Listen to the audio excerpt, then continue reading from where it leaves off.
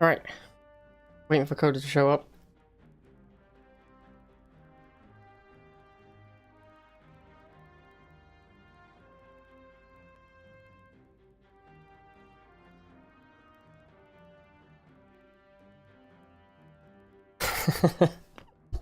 Hey, One Cabal. How you doing?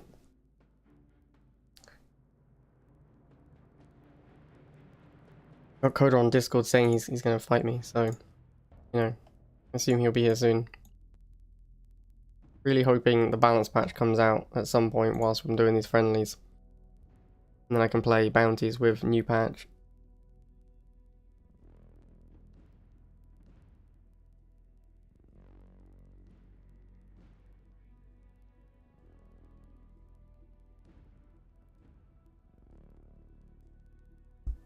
I don't know yet. Don't know counterfeit cast. Really hoping we're going to see dog nerf. Really hoping we're going to see shock and flamer nerf. But until it comes out, I don't know what's going to be in it. But it's been such a long time. I really expect there to be something interesting in it. Alright, then we have a Coda. Let me just message him and make sure he's ready.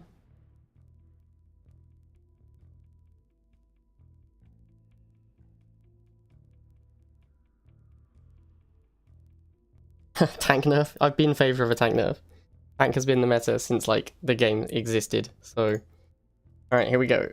Gonna fight some Coda. Gonna try using the chem buggy. Based on the idea that I don't want to get into a flame war. And the chem buggy should be the ultimate way to win a flame war. But the deck doesn't play flamers at all, so that's probably incorrect. The idea is to keep my tech costs low at the early game, so I can get a chem buggy out quickly, because it obviously costs like 100 to get your chem buggy out. Oh, he's going buggy. Alright, we might have a war factory mirror. That would be interesting. He shouldn't really be chasing me this far. Yeah, makes sense. I was gonna make bikes if he kept chasing me, but now he's not chasing me anymore. I'm gonna make a tank instead. And then probably bikes to support it, depending on what he does. Expect he's gonna have a tank as well. Oh, Giga Cannon. Okay, that's kind of scary. I don't really want to walk into that. I think I'm probably just gonna make more scorpions and try and pressure it with multiple scorpions on different angles. Like this. He's using his harvest as a block. That's cute. Looks like it's gonna work. Alright, nice play. That's pretty funny. Oh, he's moved away. This is good for me. This is really good for me. I'm gonna boost my tank and try and get his Giga. Oh, this is excellent for me. I'm gonna try and get this missile and also pressure his harvester. Alright, cool. Let's get the chem buggy rolling.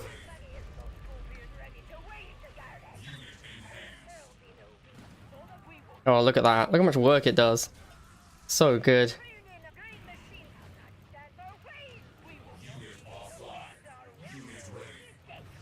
Man, it's so hard to kill a Giga with a Scorpion. If there's a Predator, it'll two-shot it, but Scorpion takes more. Oh, what's he doing? That's a serious misclick by him. Serious misclick. That's going to really cost him.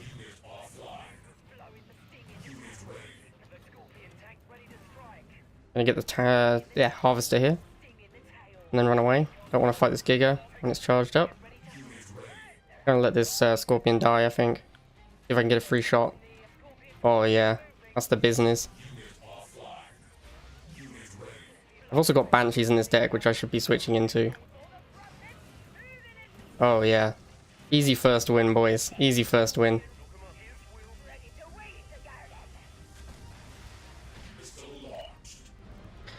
I enjoy Chem Buggy. Boosted Chem Buggy? Yeah, Jade told me to boost Chem Buggy. I was playing, in fact I was playing Jade, the commander, and then Jade Zion, the player, said, don't do that, just play Oksana instead. And I think that is probably pretty good, honestly. I think that's the way you want to go. Alright, let's play a super stock EDI build next.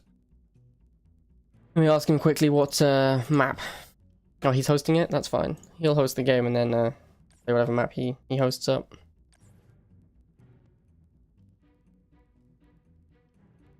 Yeah, Silver Cruise. I wanted that I wanted that patch, man. I wanted it so bad, but Coda was like, I'll play you, and it's so rare to see a wild Coda playing Rivals that I couldn't miss the opportunity to see Coda actually playing Rivals. he's asking if that one was on Europe. I am not higher ranked than Bike Crush. Bike Crush, I believe, is number 1 right now. No, number 2. Can't overtake Leisha. Yeah, I'm number 7. I'm way down at the moment. I've been getting kind of wrecked on ladder lately. I've been running into a lot of like all level 12 decks, and my level 10 shocks can't fight them, which is sad. Thank you for the follow, Counterfeit Cast. Biker rage quit today? What did he rage quit? Did he rage quit a game, or did he like rage quit Rivals?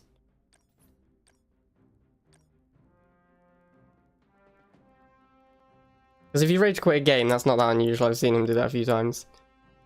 But I don't know if it counts as rage quit. Like, I feel like maybe he's just conceding the game, and you know, open water, interesting. Hey Mav, how you doing? Haven't played any games for 4 days. Oh man, you just that off it? I mean, we need a balance patch. It's been way too long, and I know that you refuse to give in to the meta game, which is like you just refuse to play dogs, which is a real beating for you. Maybe Coda's seeing if I'm ready. Oh, here we go. As I put my phone down, Coda starts the game. 2 customs until trash dogs, and their trash users get what they deserve. Well then, don't look now. Here comes the woof woofs from both sides. I would be amazed if this was not Coda playing snipers. Coda loves to play snipers. Expect we'll play the Pitbull dance now. Maybe not. Maybe he's just gonna go straight tank.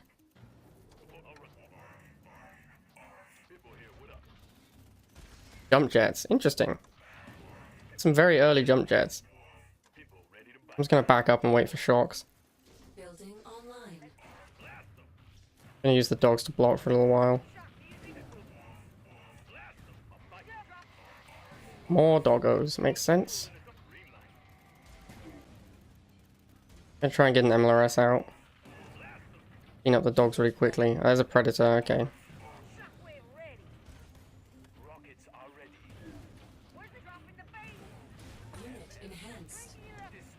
I need to block for this MLRS.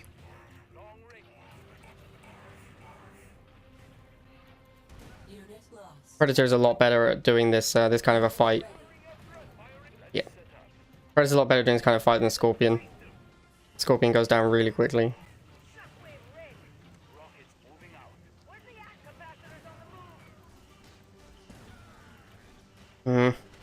Talon as well, that's a big problem. Should just save the boost for this Pitbull. I need this Pitbull to get into play sooner. I'm gonna try and rush and get the last pad. Oh, come back, Pitbull. Pitbull. There we go. Cleaned up everything pretty nicely.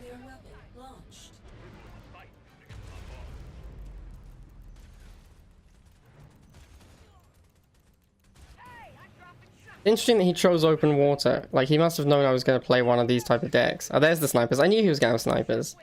He just loves snipers. I mean, I love snipers too, don't get me wrong. It's just so hard to justify using them anymore since the nerf. Oh, where are you going, Shocks? There we go. Poor snipers. Like, it's just sad. Look at them. They're just dead already. I really wish snipers would get a nerf, because it's stupid right now. Snipers get a nerf? Sorry, I meant buff, obviously. Like, it's sad trying to use snipers to do anything. I really need to get a new MLRS.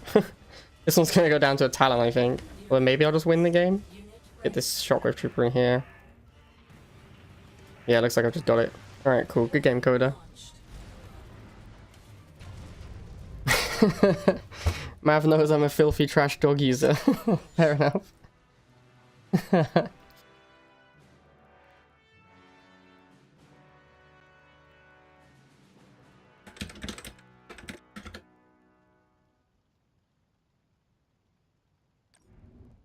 Coda is still playing meta from November. Yeah, I mean, I wish we were all there, man. Like, having snipers as a real option against shocks was so nice. Because it meant there was actually something you could do that wasn't shocks. And it wasn't like shocks were bad. There were a bunch of decks that shocks were still correct in. You just got to play shocks and snipers. They were both options you could play.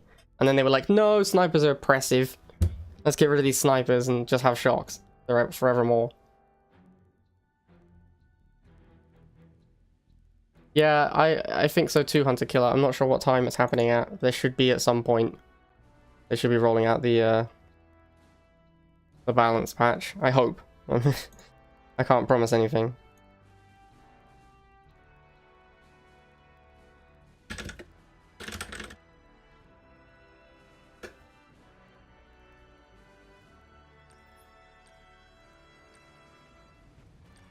I'm going to play an avatar. I think it'll be fun. Don't watch the stream, Coda. Don't stream snipe me. You don't know I'm playing avatar. Let's do air support for the avatar. This nonsense? This might just be nonsense. Let's try this. This might be nonsense. We'll find out. What am I doing? Oh, I'm in the wrong thing. I'm in create. Whoops. There we go.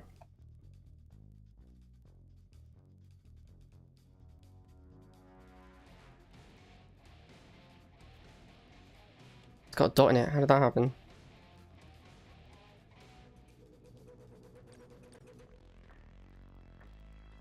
Slot Canyon. Okay. That's not the worst double harvester map. It's pretty bad though.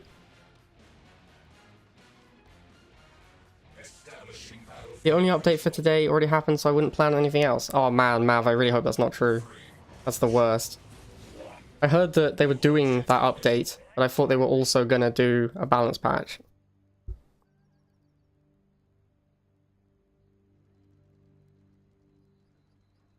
Nope. Got distracted looking at chat.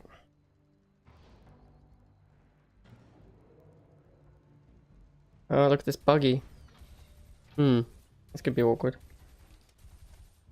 I guess we just have to use lasers to defend, even though they'll lose to the buggy and the bikes. Oops. I meant to build a new one before I moved. You see that, like, those last two lasers just not managed to get there? They've both died before getting the last shot off.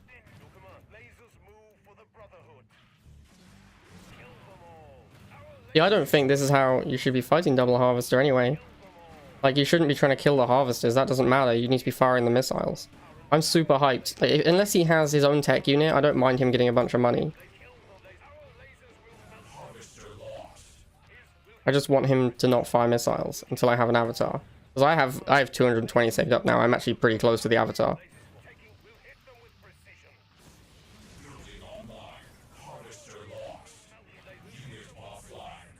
He is going to have infinite money though, so I do need to be able to deal with that.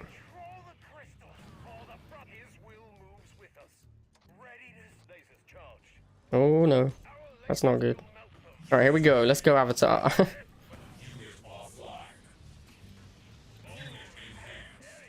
Get him, avatar.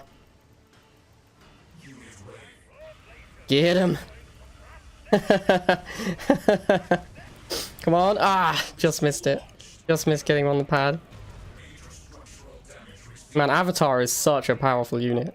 Like, it costs $1 million, but once it comes out, it really does just tear things up completely. I guess we'll go get a harvester kill. Get myself another Avatar.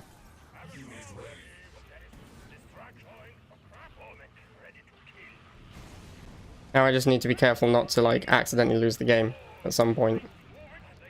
So I actually think I'm going to move a harvester onto this pad, make sure I'm really unlikely. I think he's just dead, right? I've got 3 avatars. Yeah, avatar hype. Well, you don't know why the avatar needs Raider. I feel like it does need Raider because the Mammoth Tank can run things over. So the Mammoth Tank also has Raider, right? Like, if the avatar didn't have Raider and the Mammoth Tank did, the Mammoth Tank would be so much better. Alright, good games, Coda. That shit is strong. Yeah, man. Avatar is a real unit. Avatar is actually a true win condition for sure.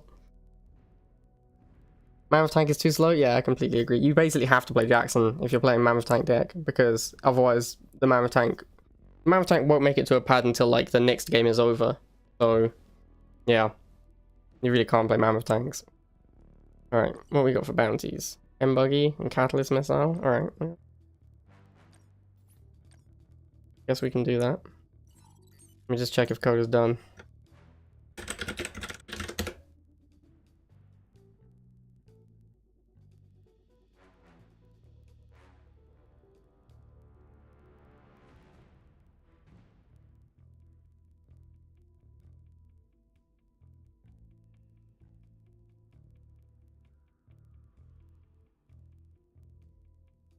Not getting any response from Coda.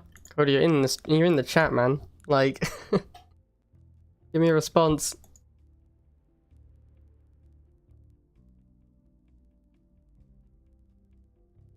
Okay. Coda's had his chance.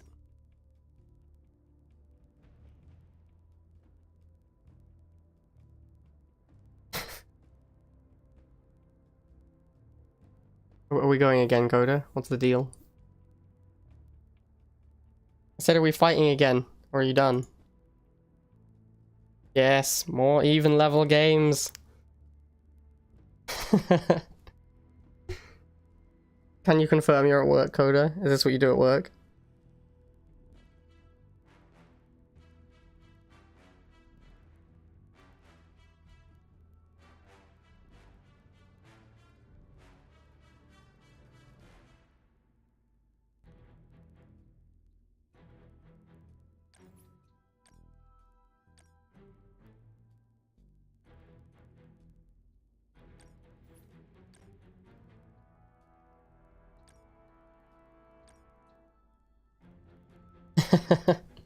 Yeah, I really hope we don't get stonewall.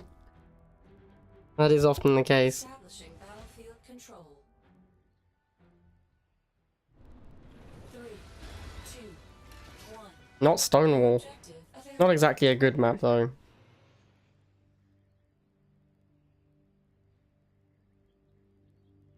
Alright, don't tell Coda, but we're doing double harvester again.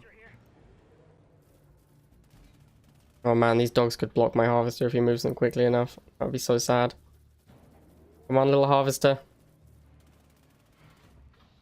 Hooray! Building online. This is not a great map for me, because he gets to attack my harvesters while charging the pads. Which is exactly what I don't want. Jump jets? Oh my god. That's actually not that bad, because I do randomly have these snipers. Man, they really are chewing through that harvester. That's really scary how quickly they kill that harvester.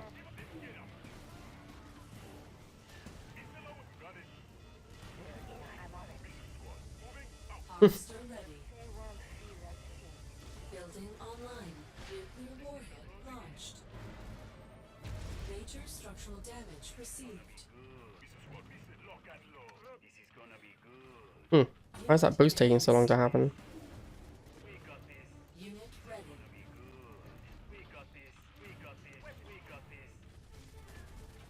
Unit lost. Unit ready. Building online. Don't want to charge these pads, I really want to stall.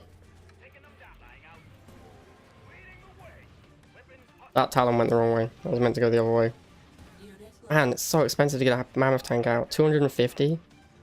So insane.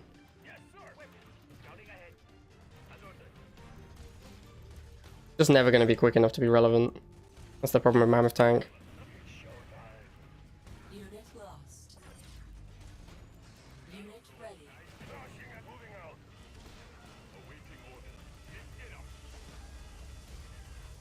Unit lost. Missile cancelled. Missile launched. Yeah. Alright, good game. Unit lost.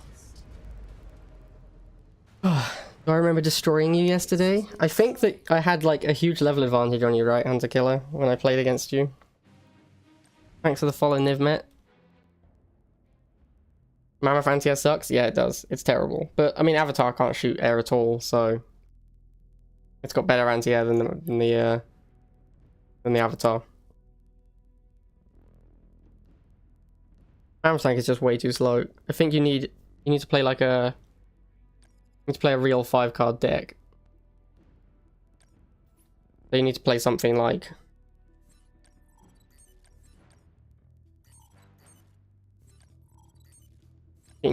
this. And then you can just ignore the Mammoth Tank unless you randomly are able to get it. And if you're on a double harvester map, you can make Mammoth your plan, but if not, then you just ignore the fact there's a Mammoth in your deck. Unless you randomly have a massive advantage. Alright. Get some bounties in, get some fuel. Then when Stryker shows up, we'll do Stryker v Coda show match.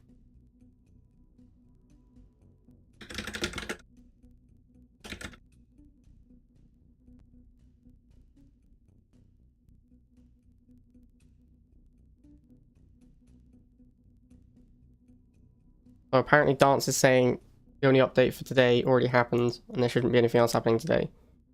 Which is just awful. What happens when Bike hits you with Infernos? If you play Jackson with Pitbulls, you can beat Infernos. Like, Infernos crush you if you... I think Infernos crush Pitbulls pretty hard if you don't have Jackson. But with Jackson, once it fires one shot, it's very easy to run it down with a Jackson boosted Pitbull. Ah, Pocket Picks. This guy is very good at the game, but does not have the levels to make, like, top 10, I don't think. Like, he's definitely one of the better players from what I've seen of him play.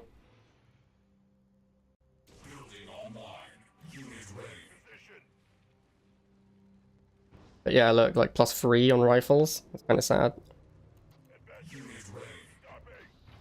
You feed the Inferno crap unit first? Yeah, exactly. You just send something you don't care about that much in. I'm gonna let my rifles die to his rifles, because I just want the damage on the shocks. Like, it's an exchange of 10 for 40, so I come out way ahead. And with this many levels extra, it's just not a real fight. And then when he commits to shocks like this, we'll make the chem buggy. Yeah, look, he's made another shock, because he expects to be in a shock/flame war. And then the chem buggy is the best answer. And then we'll make a tank to fight whatever he sends to fight this, which is probably going to be a Pitbull. I'll wait and see, though, in case it's like an Orca randomly. Yeah, it's a Pitbull, yeah.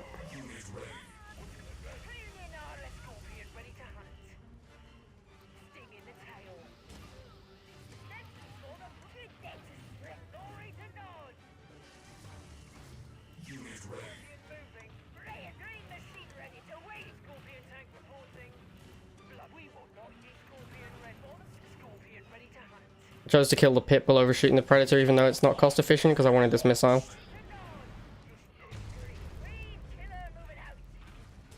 Now, if I can set it up right, I can chem missile his base to death. I also have, like, a huge level advantage on his base. Oh, he's blocking. That makes sense, I guess. Should still be able to get the chemicals on the whole base. Yeah. Yeah, the +2 on the base versus missile is huge as well. Like, his base just doesn't have that many hit points.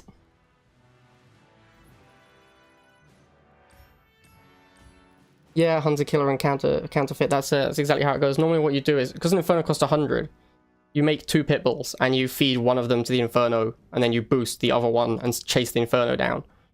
And then you've traded 40 for 100, and you're up a massive amount. Thank you for the follow, MJR Taisky.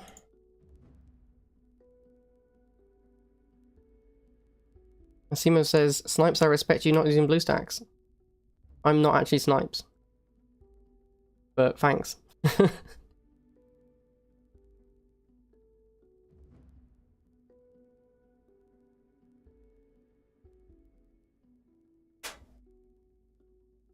Snipes also doesn't use blue stacks, for what it's worth. He also usually streams on YouTube, because he hasn't sorted out his Twitch stuff yet. I'm using Air Server to stream from my PC, but I'm playing on my phone. I actually don't think BlueStacks gives you that big an advantage, except for hotkeys. I think hotkeys are huge. Like, I think that every time I see someone use a hotkey, I'm like, it's really hard to believe that's not an advantage. Oh, we got a bunch more follows. Thank you, De Flippo, RTEPX Senses, and Massimo19. Right, so the follows, guys, getting pretty close to the... Oh, that's Stryker. Exciting.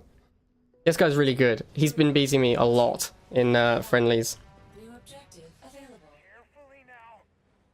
But I don't think he can beat me on ladder just because of my gigantic level advantage. But when we play even levels, he really gives me the business.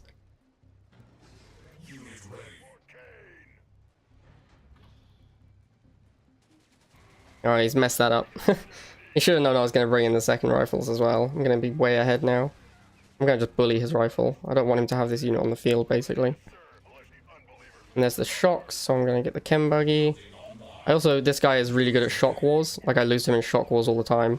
So I really want to avoid getting into a shock war with him whenever possible.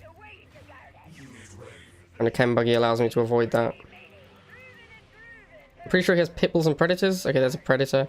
Predator's so slow, he's never going to catch a chem buggy with it.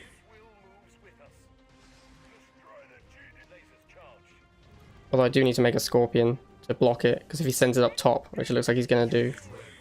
I'm going to let my lasers die here, I don't care about them. I just want to block this pad. Now I'll send the chem buggy back down. In fact, I'm actually just going to let them die completely, because I really don't want like a half-life laser running around. I think he's intentionally leaving my rifleman on low hit points. But obviously the tank has radar, so he can't stop it. Really want my tank to start fighting his tank. I'm gonna make banshees. Banshee's basically the hard counter to a predator, so I also think that my level 12 banshee is something that his predator, his pit bulls can't realistically deal with. At equal levels, the pit bulls trade pretty well with banshees. But I think my level advantage means it's not an equal trade at all. I'm actually going to leave his predators super low and just chill and charge his pad, because he's going to have to do something. Like, he's going to have to push me. He has to suicide these predators in, because they're eating up Popcat. Yeah, look, he's realized that as well, and he's sending them in. Which is just free kills for my tanks. And as long as I raided this chem buggy back and forth, these missiles shouldn't be a problem. There's more banshees over here. I'm gonna chem missile if he overcommits on this middle pad. Although actually, now that the chem buggy is hasn't been here for a while, I'm a little worried.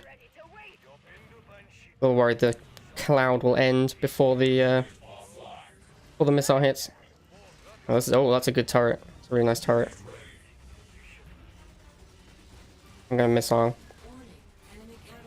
This should get most of his stuff. And then I should... Yeah, nice. That missile was lit. I did just use the word lit, ironically. I apologize for that. This should be game. I'll just block here. Send this up here. Really sort things out. Should clean up the game here. Ah, meant to be moving this Scorpion, not this Banshee. There we go. Alright, good game, Stryker. The level advantage is colossal there for sure. You not seen the low speed of the Predator be that important? Yeah, man, that's why I don't like Predators. Like, even though they're way better 1v1, I'm not that big a fan of Predators, because you want to chase down light vehicles with tanks. That's like the job of a tank, is to chase down a light vehicle, in my eyes. And the Predator doesn't do that. It just rolls around doing nothing, whereas the Scorpion actually gets to shoot light vehicles. So it does make a pretty big difference. 2 more J missiles and 2 more chem buggies, alright.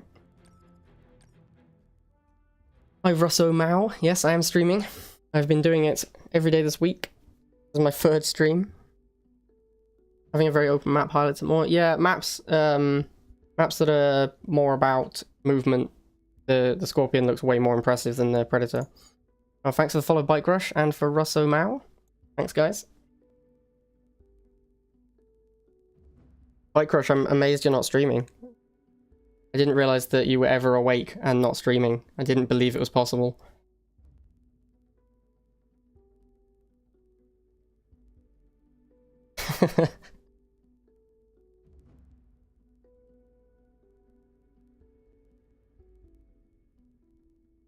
Alicia and Bike Rush? Guys, it's an all-star stream now. We've got number 1 and number 2 ranked player in the stream. I don't know which one is number 1 right now. Is it Alicia? I know you guys just fight over it like all the time. Why is she mod? It's a good question, man. It's a good question.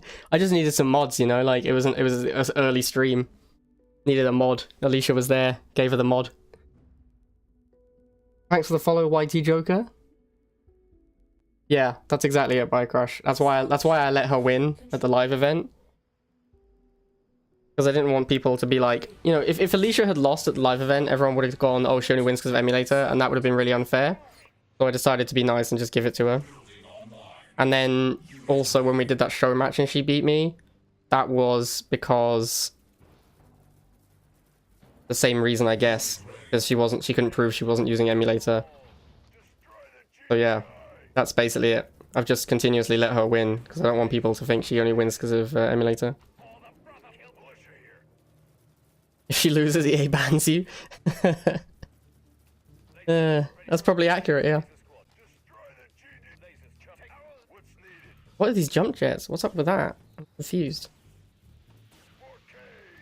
I want to make a tank.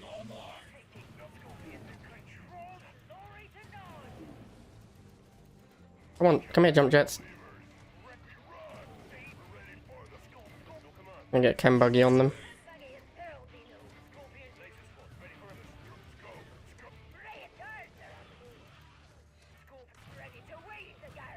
Need this Chem Buggy to take out these jump jets for me. And then tank plus lasers on his tank should be fine. Wow, he really likes jump jets, huh? I mean, I don't blame him. Jump jets are sweet, don't get me wrong. I'm just gonna radar away from them though, so it's not great for him. Man, people are not ready to fight the Chem Buggy, you know? No one has any experience fighting against Chem Buggy, so people just don't know what to do against it. I'm gonna try and get another Chem Buggy and go after his base with the missile.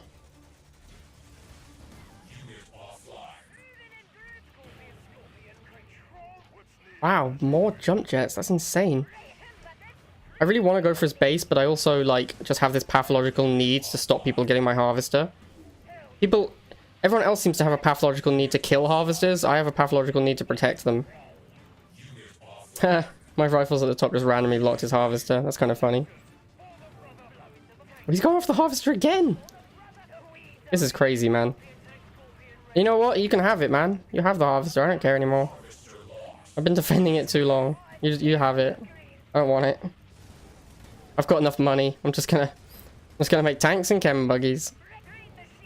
Wow. I've literally never seen anyone make this many JJs in a game. This is insane.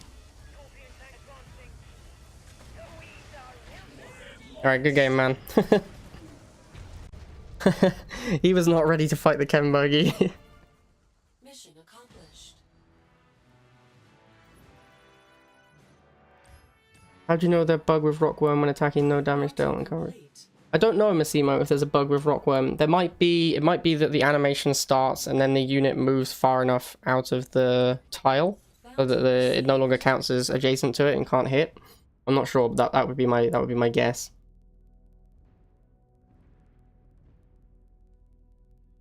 And is there chatbots here? No, there's no chatbots. Alicia and Bite Crush just have an on-off relationship, like a sort of love-hate thing.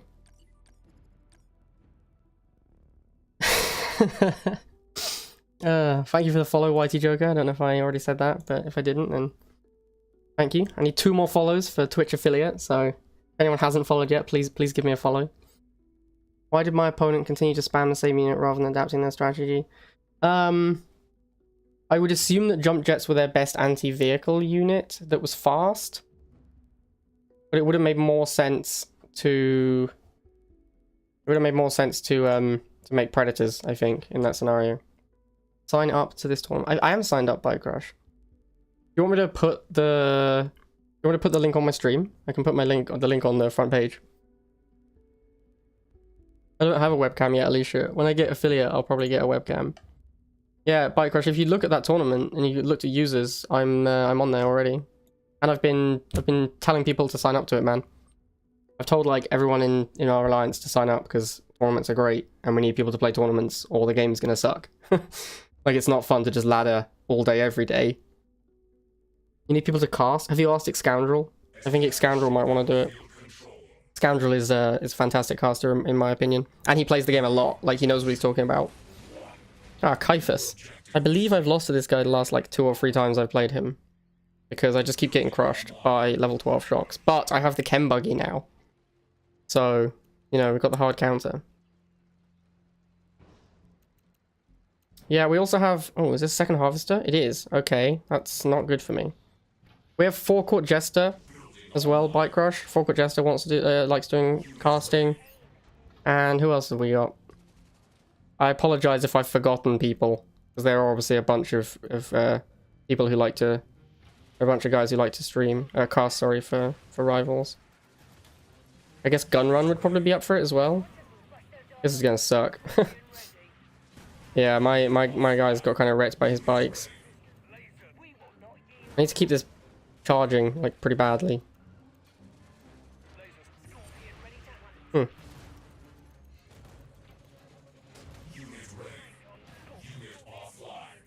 I'm probably going to just lose to a random tech unit in a second. Oh, that was annoying. The boost got an extra shot off before mine did. I messed that up. I suspect there'll be flamers coming soon. Or a level 13 Giga Cannon. Oh my god. What a nightmare. This chem buggy is not looking great. Wow, that Giga got wrecked. Need to fire this missile pretty badly. There's the flamers. But we've already got this random chem buggy to fight them. Why is the chem buggy not shooting? You have Raider, man. You can shoot at any time. Please don't kill my chem buggy. Please don't kill my chem buggy. I should chem buggy his base because I can't beat tech units. And I suspect it'll be Avatar. I need to get a chem buggy. Nuts. I need to get a chem buggy to his base and get like 3 tiles, I think. I think once you get 3 tiles on the base, you can nuke it down. Oh my god, that's so many tanks. This is ridiculous. No, run chem buggy. Maybe he's just doing double harvester to fund infinite war factory units? It's certainly a possibility. I've seen people do it. Definitely gonna need a chem buggy. He's gonna have to have flamers coming up. Oh, we can have a Giga. Cool, cool. I wish I could missile Giga, but you just can't missile Gigas because they can move too quickly. No, chem buggy. Please win the missile. Please win the missile. No, nightmare. Alright, we're probably dead now.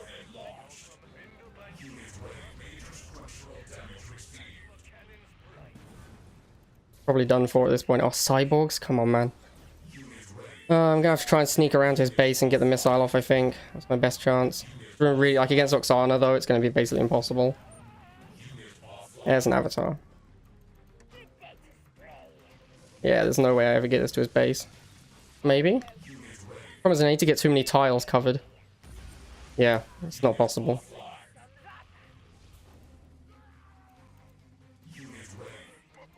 This is going to be very difficult.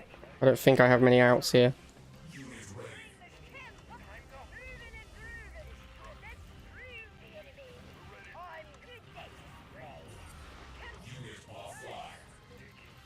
Yep. Alright, good game.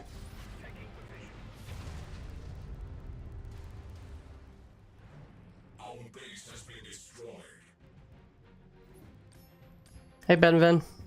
Good to see you here, man. Does the multiple clouds multiply damage? Yeah, each cloud will cause an additional explosion with the missile.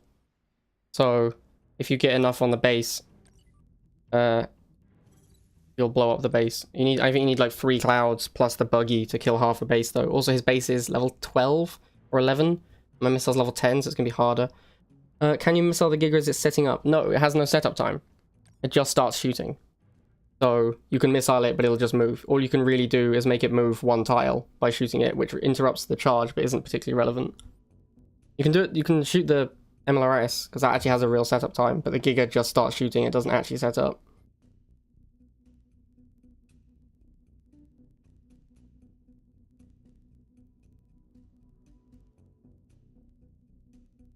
You can distract them by attacking something else at the same time. Yeah, it was the map was the problem. Because Battlefield is just the best double harvester map in the game. Because the harvesters are a million miles away from both the pads and your base. So getting units to pressure them is incredibly difficult. And the pads are both in the middle. And which means that, yeah, Gazaris is 4th, I think, Ben. Like, he's just below you.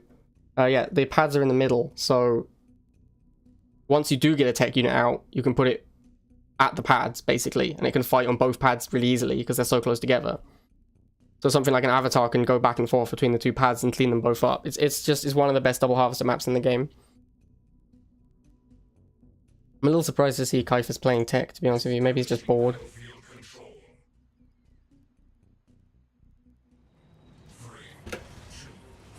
I'm gonna go militants first on this map because getting bike rush on this map is heinous. Yep, there they are. Nice bike rush. Nice bike rush, Stryker. No harvester for you to kill, though. Sorry, my dude. So now I'm going to build the harvester. Now that I've got the lasers set up and he can't get to it. I'm going to send my missiles at his harvester, because he's almost certainly going to have to build one now to keep up. I'm even going to try and block. Probably shouldn't let him get up here. Yeah, this is probably a mistake. Oh, you gonna let me block him? Yeah, cool. Alright. That's fine. We'll just block him getting a harvester until I can get a tank. I don't care about these militants up top. They can die. I actually don't even want them right now. Happy for them to go away. Just want the pop cap back. So I can make a chem buggy.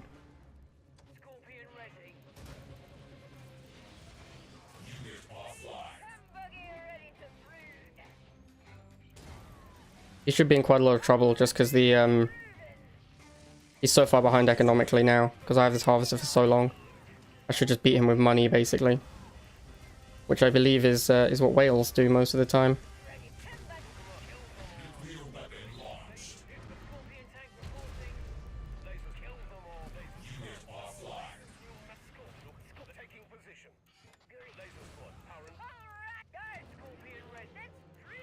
Raider is a super powerful ability.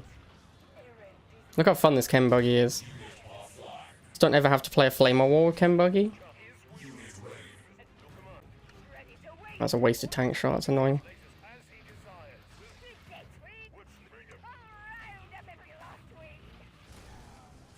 I might just kill his base with the buggy. I need to protect it. I need to get it down here. Protect it with units. We'll get another one. Try and double up. Alright, here goes.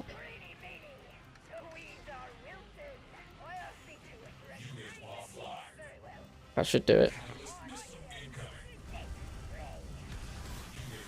Good game, Stryker.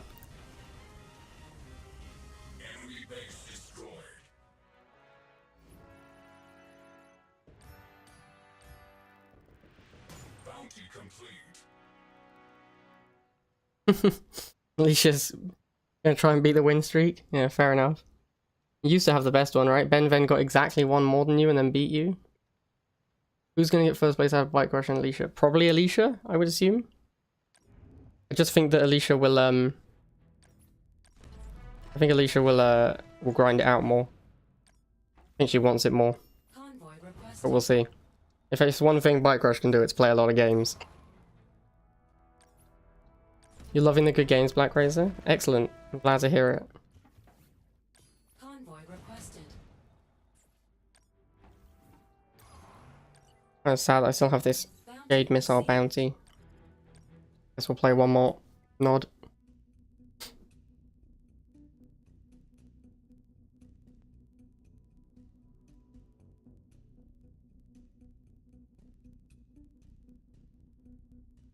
Yeah, it'd be good if there was rewards. The ladder placement. I think it's kind of sad there isn't.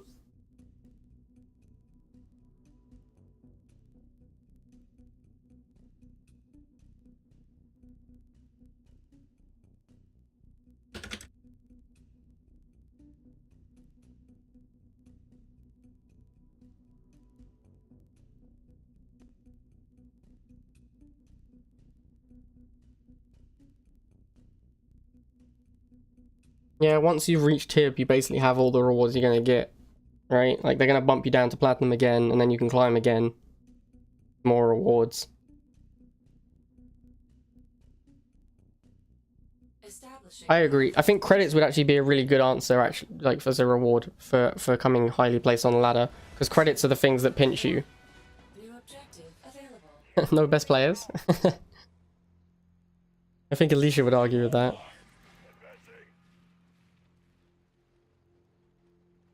Although Snipes did whoop her in that tournament, so who knows? Maybe Snipes best player.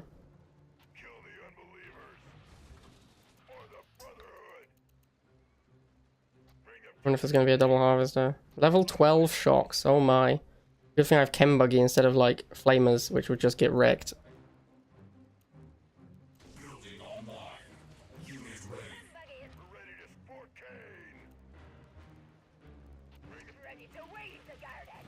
The whole metagame is about like this shock flame war right now. But people just do not expect Chem Buggy, and they're just not ready for it ever.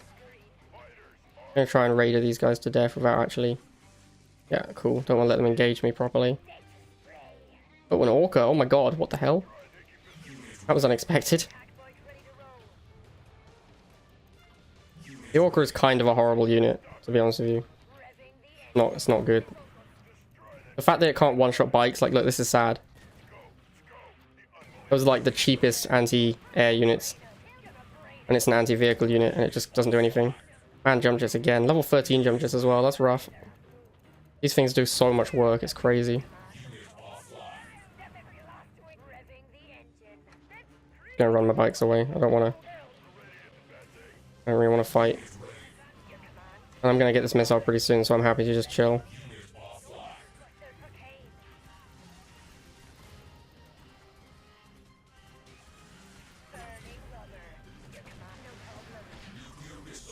And his jump jets kind of do a number on my Chem Buggy. I'm gonna let this bike go. Ooh, some more militants. Maybe go for his base. It's level 12 though. Unlikely to get the kill.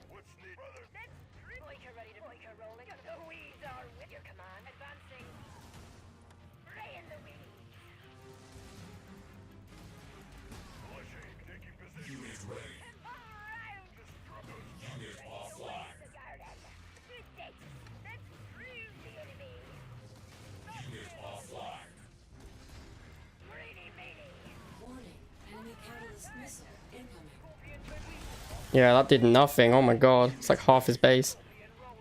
I need to do it again if I want to kill his base. That's crazy.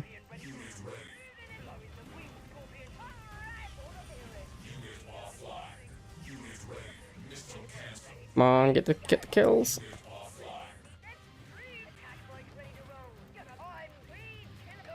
Oh, these jump jets just destroy my Chem Buggy. That's crazy.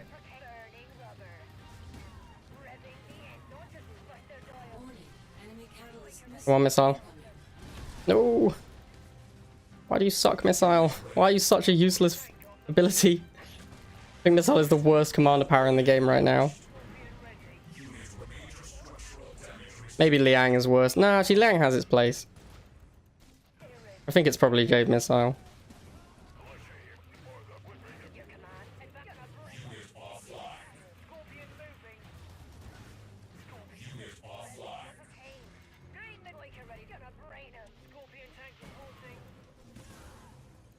Man, that's a lot of jump jets.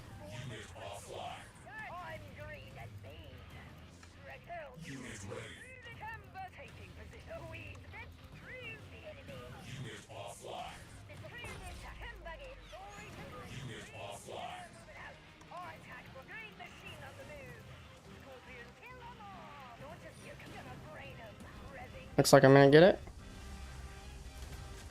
Excellent. Good game. Oh wow, that's a lot of chat. My game volume's low? Oh, sorry, I'll turn it up. At least we got the Catalyst Missile bounty. Bounty complete.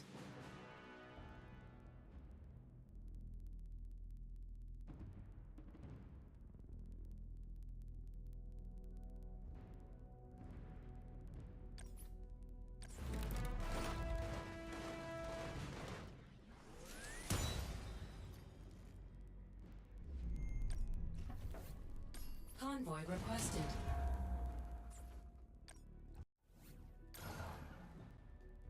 Iraqi God mode. Iraqi's pretty good. He doesn't play enough to be the best at Rivals. Like, I scrimmed with him a lot, and he's very good. But Bounty received. I mean, I think I won most of our games when we scrimmed. And then, obviously, Alicia just beat us both, so... Establishing battlefield control. Thanks, Taisky. 3, 2, 1. New objective received. This deck? I need to open dogs, right? Yeah, dogs. Online. Oh, Skelturix. Hi, Skelturix. I don't know if he's in the chat. Probably not. Unit ready. We'll do the classic start. Double dogs into the lasers.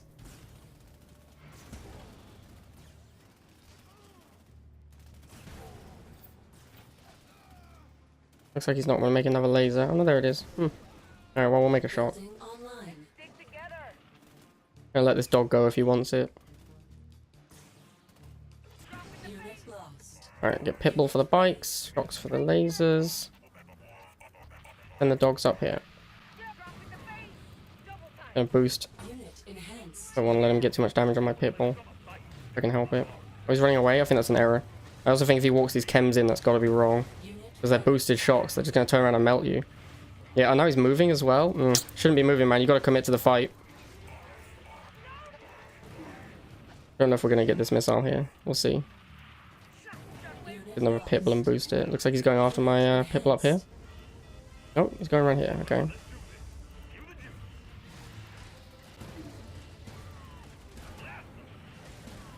Unit lost. Missile cancelled. Unit lost. Nuclear missile. Oh, that was close. launched. Unit I need to make shocks for these chems. And Pitbull for these. Unit enhanced. Let's get an MLRS out. That's the jump jets for first. We need to block him from getting to the harvester. Unit ready. Unit lost. Alright, this is going great.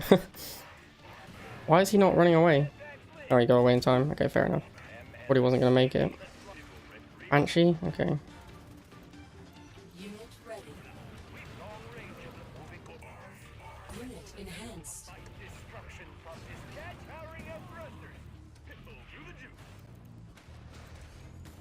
Unit lost.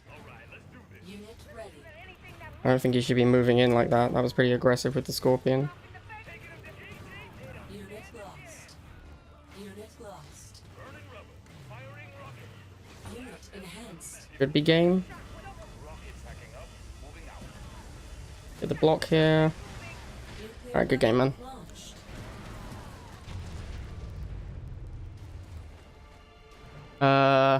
Enemy base I'm not sure destroyed. why you're timing out Bike Rush. Gonna have to...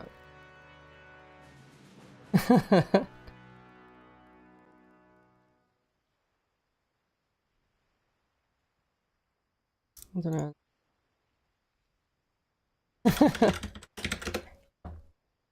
You have to tell Black Razor to stop trolling.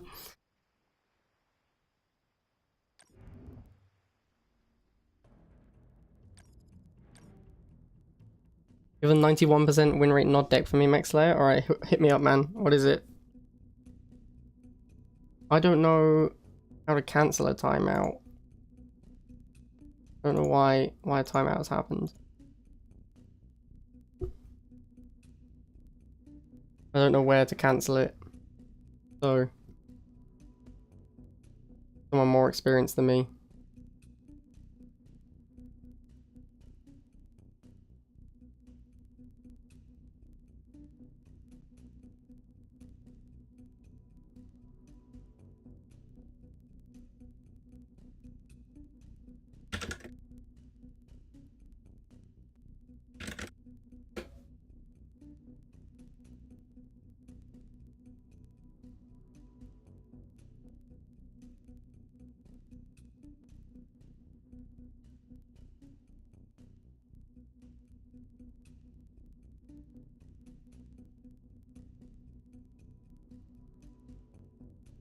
He's not banned, he's just timed out.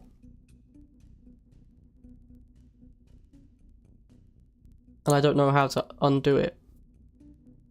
Establishing battlefield control. 3, 2, 1. New objective. Devil Dance. Alright, nice. I don't think I've played this guy before. He's in my alliance though. I don't think we've actually played. Building online. Stryker, are you here now? Are you in my chat? Unit ready. Thanks for the follow forecourt. Alright, Alicia did it. Alright, cool. Building online. Unit ready.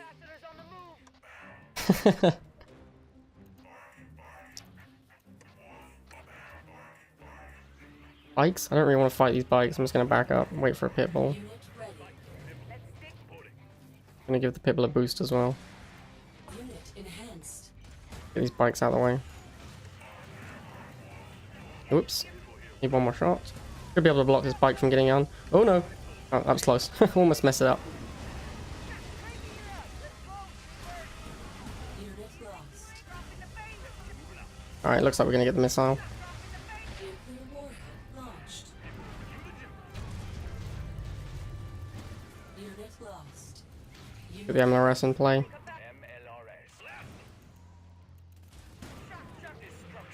Unit enhanced. Play it super aggro style. Unit lost. MLRS is kind of stupid. It's kind of a busted unit right now. Unit Oh, the lost. Banshee? That's too soon. Unit I haven't killed your Harvester yet. Oh no, I moved it way too quick. Ah, messed that up.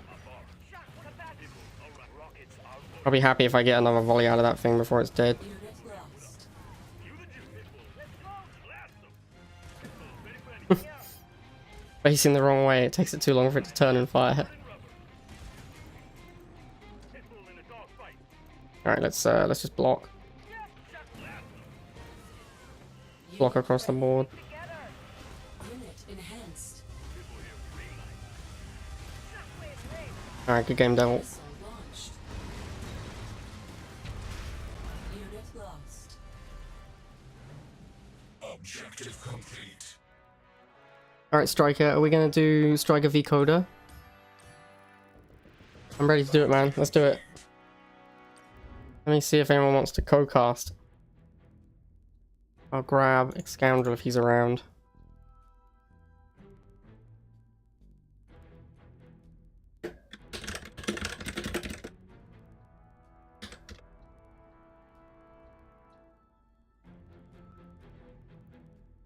Oksana, rifles, lasers, bikes, stealth tank, cyborg avatar. You stall the game out and try to keep pads neutral with rifle spam to force them into flames or shocks. And once you can afford an avatar, you buff it and rush their base. Get to work, you have to decide when to get the second harvester. If they don't pressure, get it after like 2 rifles. The real thing is once the avatar's out, do whatever you can to kill the harvesters and hopefully clean up their shocks or flamers.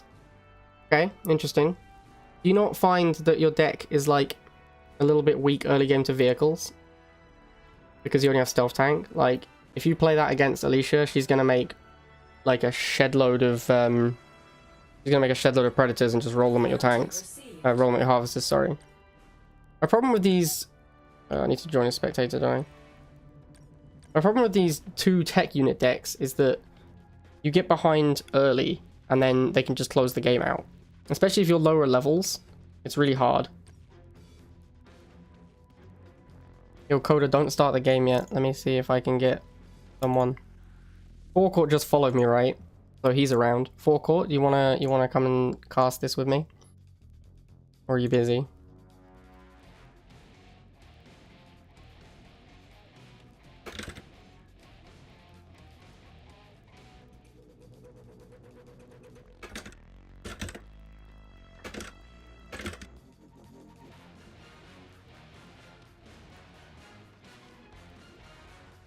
I mean, I'll try it out, Mech Slayer. I don't think I have the levels for ladder, because I haven't got any levels on my avatar, but I'll try it out in some friendlies when I get a chance.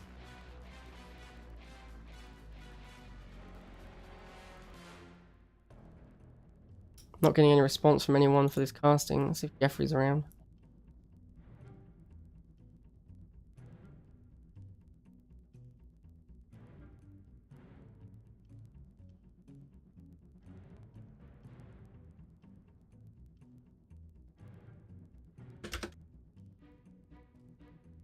See you, Benvent.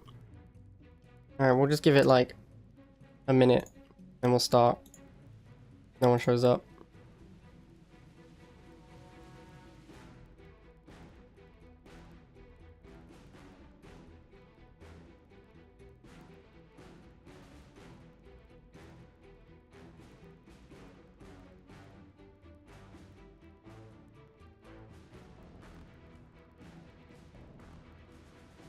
Alright, well, not getting any responses, Coda. Oh, Silver Cruise wants to cast? I'm down. If you actually want to do it, let's do it, man. Join me in the hangout in Terminus Shores.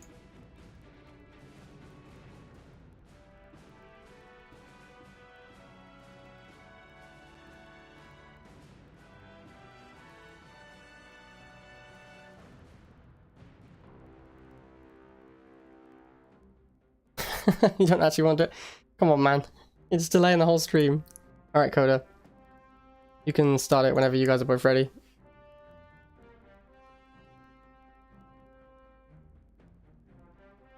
We're gonna do either a best of 5 or a best of 7. I'm not sure which. Whatever these guys want to do. Terminus versus Tiberium Shores. I mean, Terminus Shores is like the all-inclusive one, right? It's the one where everyone gets to be friends. So... I also have 49 follows, by the way. I need 1 follower to get affiliate. If anyone hasn't followed me, please hit follow. Even if you don't want to watch me again, just give me the follow for now, you know?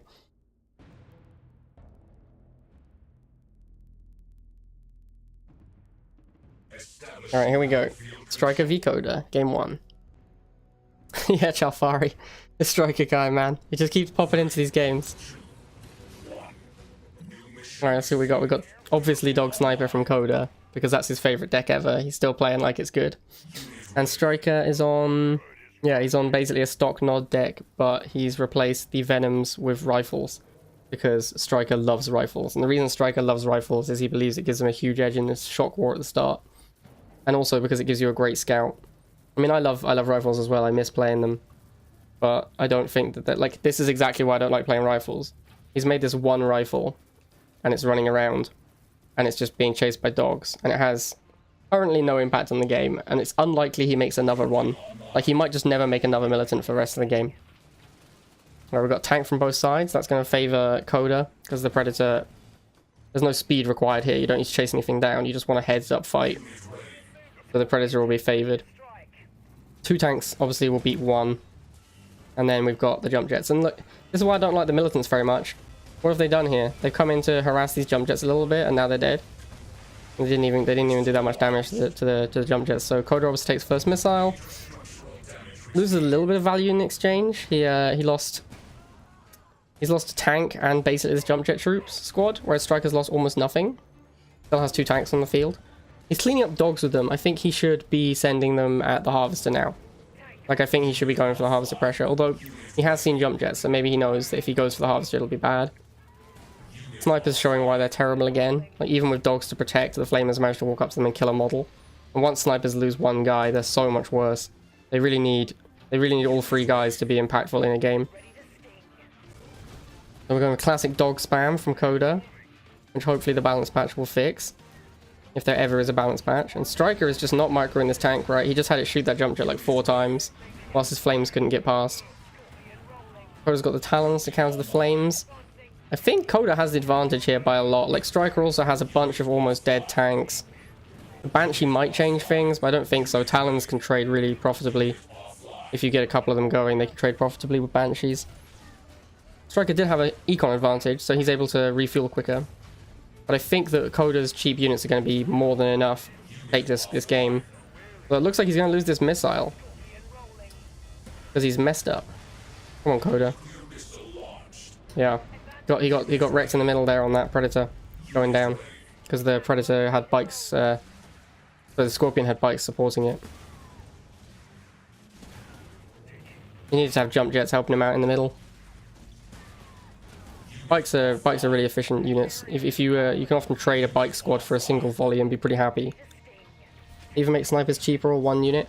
I think that they need to just give snipers some hit points back. Like, they just get melted right now. It's okay for them to They could also there was some other interesting ideas that I've heard for snipers that we might see at some point, but I don't think I'm allowed to talk about those. All right, so here comes the classic Talon spam. And it looks like Stryker's got this, to be honest with you. Like Coda just hasn't he needed to maintain presence with predators on the board, and he hasn't done that. And as you can see, the predator just doesn't get into play quickly enough. You see no reason to use snipers when you can use MG. Yeah, I agree. Thanks for the follows, MexLayer1 and Copycat. That makes us 51. It's going to be an affiliate status, I suspect. Yeah, snipers, I mean, snipers and MGs play a different role. I think MGs only really make sense in a no harvester deck. Snipers just need help, man. They need some help. They just do nothing. The only thing they do is kill infantry. That's the only thing they do in the entire game. And shocks do exactly the same thing, but also have a ton of hit points, so can walk onto pads. So, what's the point in playing snipers when you can do the same thing with shocks? And shocks also hold pads better and are cheaper, so...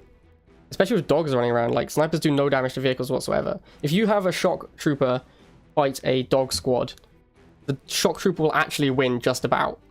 It'll be down to, obviously it's horrible on the economy because it's 40 versus 10, but they will win just about. Snipers will just get wrecked. And it's sad. Like, they just do no damage to vehicles whatsoever. So at the moment, there's just no reason to play snipers. They're just less efficient than shocks in almost every way. Control. Experimental GDI for next meta. I'm excited to see the experimental GDI. I really hope Stryker just opens dogs. New objective. Oh, wow, okay. No dogs, which I'm upset about. We've got the Giga deck from Coda. This is the Unit ready. Iraqi Zorro tournament deck. This is basically everyone thought Giga was terrible after it got the nerf, and then Iraqi, who hadn't been playing long enough to realize that Giga was terrible, was like, hey, I'm gonna try Giga. This is insane. And everyone was like, oh my god, I thought Giga was horrible, but it's actually still ridiculous. Then we all started playing it, and we started getting into these really complicated Giga mirrors, and that's when we started playing MLRS as well to beat the Giga mirror. It became a mess.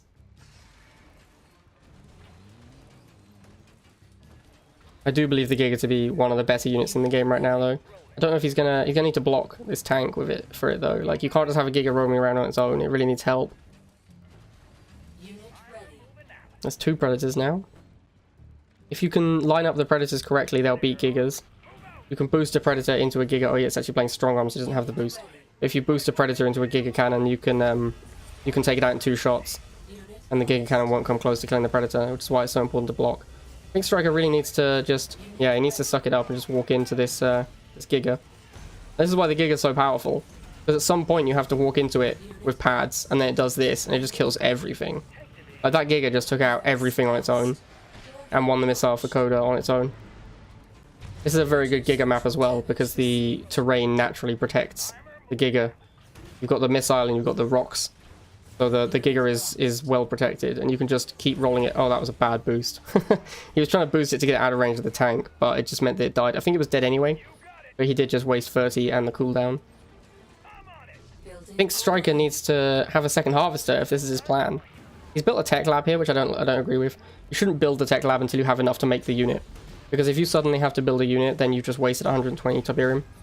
Now he can build a unit, but it's been a really long time, and he could have had more units on the field if he hadn't spent 120 on the tech lab. And this disruptor is not going to be impactful enough, I don't think. I'm not sure what his plan is. Like, a disruptor will get wrecked by a Giga Cannon for sure. You need to make zone troopers. And this is why you can't play tech. Because if you lose first missile, you're done. And you're fighting for first missile with 4 units because you're playing 2 tech units. Alright, good game. Coda 2-0.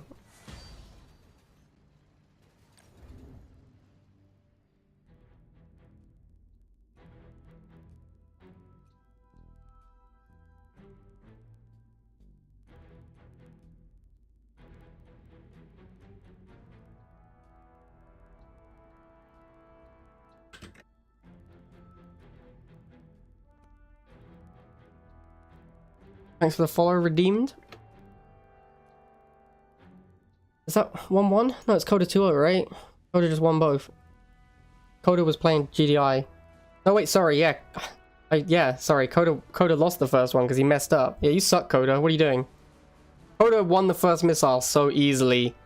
I just assumed he'd won the match. I just assumed he was going to win from there on out. And then obviously he just got wrecked. So I apologize, Stryker. That's 1-1.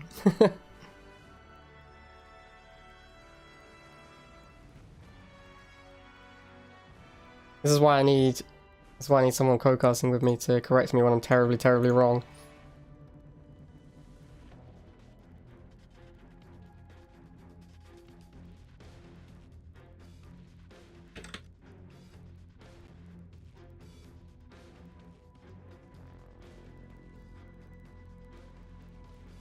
All tech decks you've seen use JJT? Yeah, I don't know, man. I feel like tech decks should just play Barracks plus tech and maybe Hammerhead. I think Hammerhead is basically the anti-air tech unit. So you can definitely play Hammerhead. But then, yeah, I agree that you just want to have Barracks to keep your costs down so you can make your tech units quicker.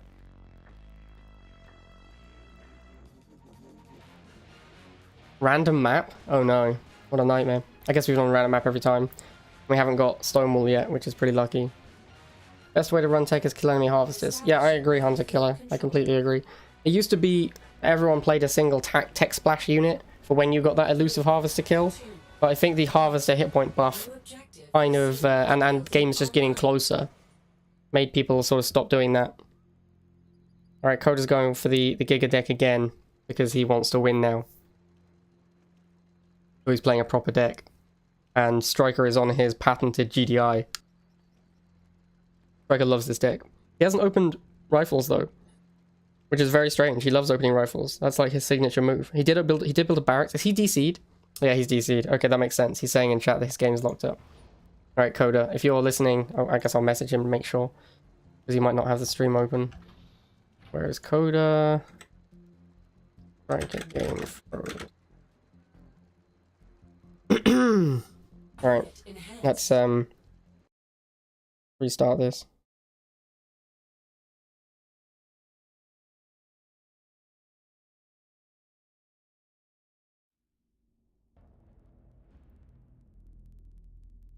Can only boost? What more do you need, Stryker? Have you played Jackson before? Boost is all you need, man. I think he's disconnected, Stryker. I think you're going to close the thing.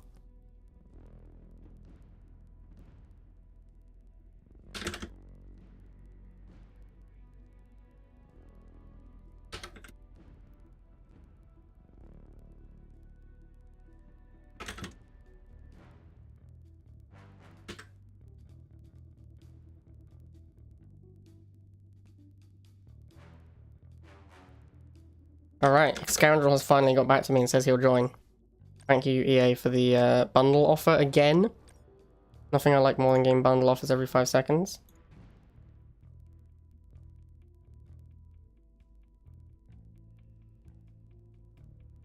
ESYC.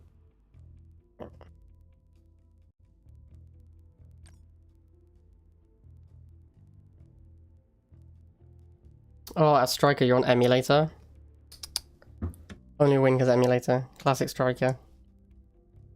Hello. Ah, there he is, Scoundrel. Sweet. Hi. You need to How come are you? and spectate as well, Scoundrel, because obviously if you watch my stream, there'll be delay. I'm good, man. How are you? Small update that I need to. There is a small update. It updates the challenge match, how challenge matches are triggered. Yeah, I saw the. It all seems like good changes. How did you win your Vainglory game? I didn't. I lost even. Oh my god. I was 8-3-6, which is Have you pretty considered? solid score. Have you considered paying another $50 to win more? Doesn't work that way on Vegas. Ah. I just got given the limited offer, but I got given the shitty 2x value one, so I don't want this garbage. I got the 5 times value one and I snap bought it. No shame. I mean, it was like one. It was like what is it? What was it in It English? was $199. Yeah, it was $199, and it was like 6k credits. I was like, yes, let's do it. I would absolutely have bought that. What's my what am I joining? BSYC. Custom match spectator. Alfari says, Scoundrel's voice is like velvet. Yeah, man, for sure. Scoundrel's a professional caster, and I'm 99% sure he got the job because he walked in and went, hello, I'm Scoundrel, and they went, you're hired. Is it BSYZ? No, yeah, Bravo, Sierra, Yankee, Charlie. Oh, BSYC. Yeah. You guys can start as soon as it scoundrels in. Sweet. Do you want to do this like double color so we don't like go too hype? Because Sure, sure. My wife's asleep. So. That's fine. I feel like I've been doing color, to be honest, because people can see what's happening, right? Yeah. I feel silly. I feel silly sort of saying what's happening on the screen because everyone can see it. So I've just been talking about the who's made a mistake, basically. Okay. I thought Coda retired. Yeah, Coda did retire, but then he heard I was streaming, and as I am, I think his number 2 side bay, he was like, I'll come hang out, add some star power to the stream. Stryker's scouting with his rifleman, but he didn't open rifle. What do you make of that? Not opening rifleman at, like before harvester. What do you think about that? I think that it's an error on some maps where you can get bike rushed, and it's not safe. But this is a very safe map. Your harvester is two tiles away from your spawn point, very safe, and he has missiles in his deck, which is another way to counter a rush. I think it's totally fine. Yeah. All right, so we see Coda's gone for the buggy, just doing a bit of scouting of his own. Of course, both of these units have the 3 tile range, vision, sorry, which is why you can use them as scouts. That's why they're such good opening units. Yeah. I think if you're Stryker, you want to be charging that point as soon as you can, right? It's hard to say, really, because, I mean, his deck is an aggro deck, but he can also be fairly safe in assuming that Coda's deck is an aggro deck, because Coda hasn't made a second harvester yet. So you need to decide whose deck is better going into the late game, like whose deck needs to set up. And now that he's seen the Giga Cannon, I think it's safe to assume Coda's deck is better. So yeah, he should, if he'd had that information prior, he should have been looking to charge missiles for sure. Yeah, it's just interesting because when someone opens War Factory, I always assume that it's a Giga deck. That's fair enough, yeah. I've some way, shape or form, like if either they're going to bike rush me, and if I've seen they haven't bike rushed me and they've opened buggy, I'm just assuming it's going to be some sort of War Factory heavy deck with something like a Giga Cannon or an MLRS, you know? That makes a lot of sense, yeah. If someone's opening War Factory, then there's probably a good reason for it. It's probably because they don't have good opening infantry, so yeah, it makes sense they'll be doing something like Giga. I think Stryker played that really well. I think he like exactly what we said. He reacted super quickly to the fact that he realized that the Giga Cannon was out. He's like, okay, my win condition is now just keep the pressure up and stop him from setting the Giga Cannon up. Don't let him get flames around the Giga Cannon. Don't let him block it. Yeah, and I really like what he's doing here. I think Coda made a mistake by trying to block with this buggy. He should be trying to block with bikes because they take free tank shots. That's what he needs to be blocking with. And he needs to be blocking with flamers and bikes. Those are the 2 best units to put in front of a Giga, not buggy and lasers. I actually think Coda's going to really struggle to come back in this game now. Really, I completely agree. The loss of that Giga was backbreaking. Yeah, it's a huge investment that he's lost for that sake. And even with the Oksana buff, like, you know, he's lost so much HP. He's got to get on all 3 points. Yeah, it actually looks like he's just dead here. Looks like the game's just done. He's just dead. I think Stryker just played that much better, honestly. I think Coda messed up with his Giga. I don't think he blocked well enough with Giga, for his Giga, sorry. So what do you make of, like... what do you make of people who open Giga without the protection early? Like, I think it's good if you already have the advantage and you're just going to constantly keep control of that center portion of the map. But I think if you don't have control of the center portion of the map, opening Giga without the protection is really risky. Black Race says 3-0 to Coda now. I accidentally said it was 2-0 to Coda when it was 1-1. 2-1 to Stryker. Can correctly identify the score right now. I think Stryker played that. I think Stryker played that really well. Yeah, I agree. I think Stryker's a fantastic player. Yeah, and I think Coda did make the mistake. Like, if you don't have control on the center portion of the map on that map, and you go Giga without your protection, knowing that your opponent's already pushed onto the center point, I think it's risky play. And the fact he wasn't really seeing many vehicles on the field. I understand like when people go MLRS and Giga in the anticipation of vehicles, but the only information that Coda had was infantry. Right. Yeah. So if you're trying to win that first point and make sure you're keeping pressure up, going Giga when you've only seen infantry is a real risk, I think. I completely agree with you. I think that on a map like that, you need to have the middle point, or you need to have a unit in between those 2 rocks, so that when you put the Giga behind it, there's no way they can possibly get past your blocking unit to the Giga. That's what you need to be doing. You need to have the Giga there. You need to charge it, and you need to control that middle point with it. If you're not facing air, that's actually not a bad map for Giga as well. I actually think it is quite a poor map for Giga, and I'll tell you why. It looks like it should be quite good because of the central point, but actually it's very hard to cover a second point with the Giga, and the nuke blocks line of sight, which makes the Giga a lot less effective than the MLRS. I think it's a much better MLRS map than a Giga map, because the MLRS arcs and can shoot to protect the second pad. Anything going around the top is unlikely to get past the MLRS without taking a shot, whereas the Giga... It's not one of the decks like open water where you're like, yeah, this is just a 2-tile map, whatever happens, but... Open water, I if think, you is the best Giga map in the game. I think if you have enough spread across the map to be able to contest the top point as well, it's not a bad one.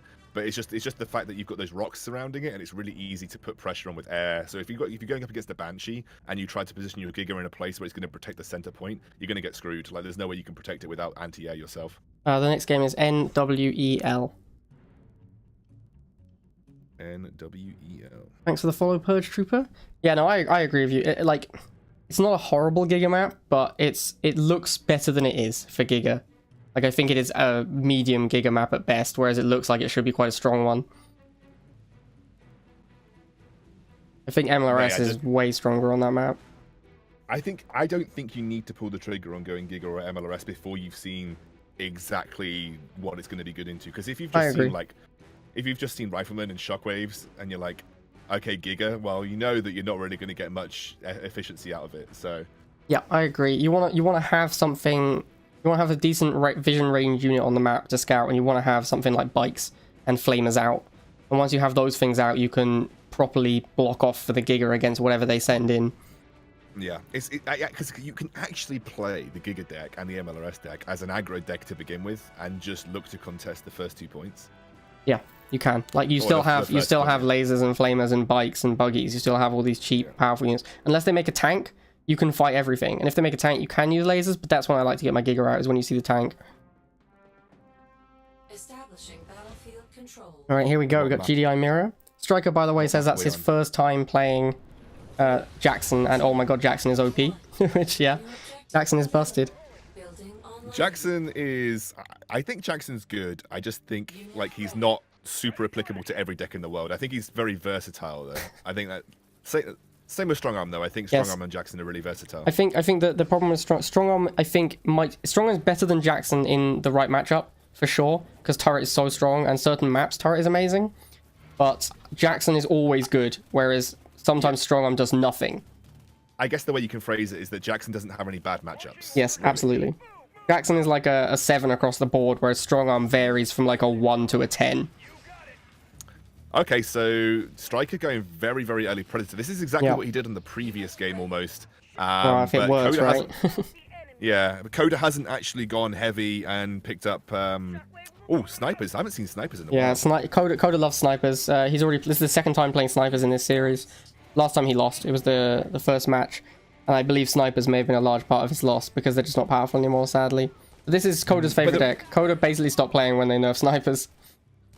I mean, I'll be honest, there isn't that much in Stryker's deck that immediately counters snipers. Oh, I agree with you completely. I've seen Stryker's deck a few times, and I believe that snipers are one of his biggest weaknesses. But the problem is that if snipers were still good, he would really struggle against a sniper deck. But snipers are just inherently weak now, which allows him to beat them. Like, you can just tank spam to beat snipers. And look, as we see here, these shocks have just walked around the dogs. And Coda's going to win this missile because of his good sniper play, and it's a good map for snipers. But mostly he won that missile because the Predator was low hit points, and he was able to send his own Predator to kill it. So this is just classic post-missile aggression. As soon as you take the missile, you just try and put pressure on the opponent's harvester. Forces them to build awkward counters. Allows you to set up around the points because they're spending their resources dealing with the counter to your harvester. But this isn't the best map for sort of getting a really solid aggression on the harvester, because it's so close to the base that the opponent can react and get to the point really quickly. Coda's misplayed there by changing his Predator target. He should have finished off that first Predator tank. He did actually get the harvester though, which I'm very surprised by. Yeah, but I want to know what he can invest that Tiberium into. That's the thing. True. Like when you're playing this deck, like what do you actually invest the Tiberium into? Yeah, you're right. He's got 290 Tiberium floating. That harvester kill doesn't really help him at all. It slows Stryker down though. Stryker's actually very Tiberium light, so that's all it's really done. But here we're seeing the failings of snipers again. Like, the snipers lost a model there. They were only killing one shock trooper and they lost a model, and now they're reduced in power by like 33%. Oh, I like this. I like this from Coda. He's got that Tiberium to float, and he's gone into the Talon, although there's a really quick response coming out from Stryker, just going into the Pitbull. But he's super vehicle heavy now, and the jump jets are going to get so much work done. Yeah, these jump jets are just a fantastic response here. The Talon, I agree with you, the Talon was excellent. I think he actually should have been more aggressive with the Talon. I think he should have started charging that missile when he had that advantage. But maybe he knew that a Pitbull would be so close that he needed to keep it safe. He should be able to get onto both pads here. It was very close. He was risking it. Oh yeah. Hard to say how's it going to go. I think, Yeah, what this is is Stryker still doing? Why has Stryker moved his Predator off the top? That's going to cost him the missile here. Oh, no, Coda nearly, didn't block. Very nearly. Coda didn't block properly. Could have a Stryker missile instead.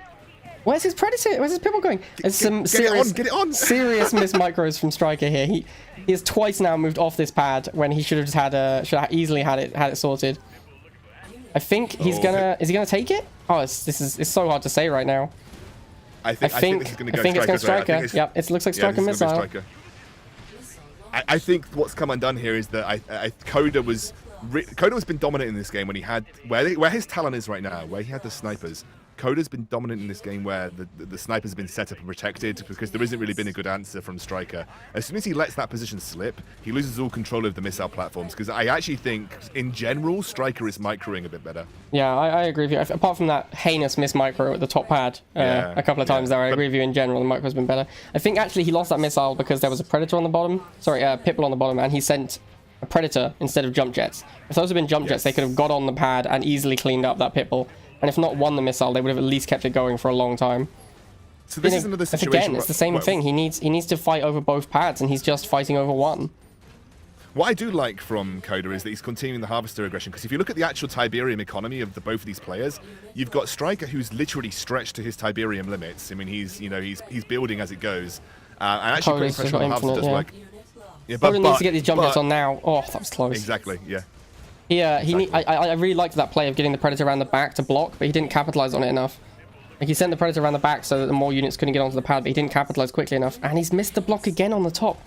So now he just has to suicide units in this bottom pad over and over and over. Although, no, Stryker's neglecting the top pad. And Coda gets it. Completely. He's completely neglected that top. Oh, that's a misplay from Stryker there. I think he could have continued to contest.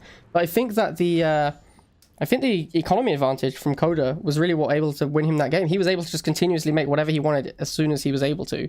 Yeah, whereas Stryker was barely able to afford anything. Yeah, I think with Coda there, although we were kind of saying the harvester aggression wasn't really getting him much in terms of his own deck, I guess what we neglected to mention is he actually stifled the economy of Stryker a lot. Like 2 harvester kills, that's probably what, like 30 seconds of downtime on the harvester. Not to mention that on the second harvester, Stryker was almost pop capped, so he had to wait a little bit of time to get it out. Yeah. So you saw that Stryker's economy was constantly just building on the Tiberium costs. Like, he was building up the Tiberium to build a unit, whereas because Coda had built such an advantage, he could react with whatever he wanted. Although that was a very messy game. Like, that was very, very messy. Yeah, I believe that takes us to 2-2. I think these guys are doing a best of 5, so there should be one last game. And quickly just check the chat. Copycat says, my follower alerts are blocking too much gameplay. Okay, yeah, sure. I will move that and make it a little smaller, move it into a corner so it doesn't take up the gameplay as much as we can help it. And Laxlander says, what is this? This is a show match between Stryker and Coda with guest host Excoundrel, or a guest caster Excoundrel. I have to say, Excoundrel, your voice is just amazing. I think everyone agrees on that. You're gonna make me blush a little bit. Alright, we got the next one is XTNG. XTNG. Apparently Bike Crush says Alicia's the rank 1 because she spent 10 grand. Maybe 20 grand. Can confirm Alicia has spent nothing. She has not actually spent. She still has the £10 or $10 reinforcement pack, which is the best value in the game. So if you spent money and not bought that, you're seriously trying to hide that you're spending money. Alfari says YouTube series coming up. Yeah, I think considering we've done this this best of 5, I'm gonna try and split this into some YouTube videos, especially with guest caster Excoundrel. Right, here we go. Guess what do you think I've spent on the game? What have you spent on the game? Can I guess in diamonds? You could guess in diamonds. I think it's about 45,000 diamonds. I've spent much more than 45,000. Oh my god, really? How much have you spent? Yeah. I'd say upwards of 300,000 diamonds. Wow. There's a reason you're the Excound whale. Alright, no shame, mate. No here shame. we go. It looks like the same decks. Oh no, sorry, we've got MG instead of snipers from Coda. What is this? What is this? This is a terrible. This is terrible. This MG purchase is so bad. That is heinously bad. Why has he not used his dogs to clean up these rifles before making this MG? That was awful. Well, he's built another one. I mean, I like the second one, actually, because now there's nothing to pressure it. The first one was just heinous, though. Is he going to block these shots? He needs to block. Oh, man, he's moving again. What is he doing? No, you move. Coda, no. I think he's just going to win the missile, though. So maybe he's God. using the MGs as bait to win the missile. Maybe it's a master plan. Distraction. It's just a master plan. It's the master MG squad bait. People are so obsessed with trying to kill the MG squads that they forget about the missile. Coda is actually the stone cold master. He's just a god. Here we are saying he's making misplays, but actually, he's just baited Stryker into killing 2 MG squads and losing the missile. He's just traded 60 Tiberium for a missile. That's a good trade, right? I would take 60 Tiberium for a missile any day of the week. That's such a good trade. He does need to move his harvester, though. Yeah, he should have moved this already. He's going to lose it now. Oh, yep, there he goes. I think the shock troopers got it. They did. That's embarrassing. It's not actually looking great for Coda now because he's so far behind in Tiberium and he has no realistic way. I guess jump jets are the only way he can catch back up in a Predator mirror. Yeah, I actually think Stryker's over-invested in Predators here because if... Normally I'd agree with you, but on this map, I don't agree because on this map, the Harvester is so hard to defend that anything that's called overinvestment in Predators is just another Harvester kill. Like, look at this, it's just impossible. Yeah, but Stryker's like so obsessed with the Harvester, he's going to lose the next missile. Yeah, you're right. He's just thrown the game. He's just lost, I think. I think you're right. I think he needs to move this Predator on the base. He's just lost both missiles by being distracted. Stryker, this shocking performance from Stryker for the last game. Absolutely shocking. that's classic diamond player syndrome. That's classic. That's actually classic diamond player syndrome. Stryker, you have been watching too much of The Fallen, my dude. Killing harvesters does not win you the match. Getting nukes wins you the match. Coda says MG sucks. What? Coda, you suck. Play the MG right. I can't believe what I just saw. I think Coda is just a master strategist, right? He's just used MGs to force Stryker to waste his time killing them. Yeah, I think he's underselling his performance there. Absolutely, Jabases. Stryker absolutely, in terms of every trade on the map, had the advantage in every way, shape, and form. Agreed. He did exactly what master players and diamond players struggled to realize, which is I love aggressing on harvesters, but I also forget that I need to contest the point. And that's why I actually think he did overinvest in Predators a little bit, because he went for the Harvesters, and he actually had 3 Predators on the map with 1 Shockwave Trooper and a Harvester. So he had 5 out of 6 pop cap, compared to the fact that there was 2 sets of dogs from Coda contesting the missiles, which you should be able to get some kind of vision off if you can see the fact that they're currently lit up red. So he had actually almost pop capped himself with Predators, which are bloody slow. Yep. They're really, really slow units, and he invested them right on the top side of the map. So I think in that specific scenario, because although I agree that I think if he had won the first missile, that was not an overinvestment, absolutely not an overinvestment. But because he didn't win the first missile and then sent them both to the top, because you chain Predators together like you chain Scorpion tanks together to go and aggress a Harvester, body block with 1, get the kill basically. Mm-hmm. But he was facing a pretty fast-moving deck from Coda, and he put everything on the top side of the map, forgot about the bottom 2 points, and again just kind of let the missile go. I agree with you completely. Like he killed these MGs, which was great, but he threw the missile for it, and then he just did the same thing again. He got the Harvester, but he didn't get the missile. And I think the problem, honestly, was that Coda had dogs, right? And Coda was able to just make dogs and put them on every pad. And Stryker just didn't pay enough attention. He didn't charge the missiles. He was too focused on like you say, he was too focused on getting specific kills on units. By the way, Stryker, I don't mean to be mean with Diamond player syndrome. It's just that it's something that I used to see in Diamond all the time. People are really good. Oh no, I'm sure he doesn't mind. People are really good at aggressing like harvesters in Diamond and Master because they kind of learnt that tactic. They kind of understand how to do it. But they just forget that missiles win you games. Yeah, absolutely. Like every time. Absolutely. I mean, honestly, I think most Tiberium players do it. I think that learning that winning missiles is how you win games is the last step of development in almost every single player's experience of this game. All right, we've got game number... What is this? That was game number 5, right? It's 3-2 to Coda? Yeah, it looks like we're going to a best of 7. Looks like we're going best of 7, guys. All right, so we've got a Nod mirror now. So Stryker is playing the stock Nod with the Militants instead of the Venoms, and Coda's back on the Giga deck.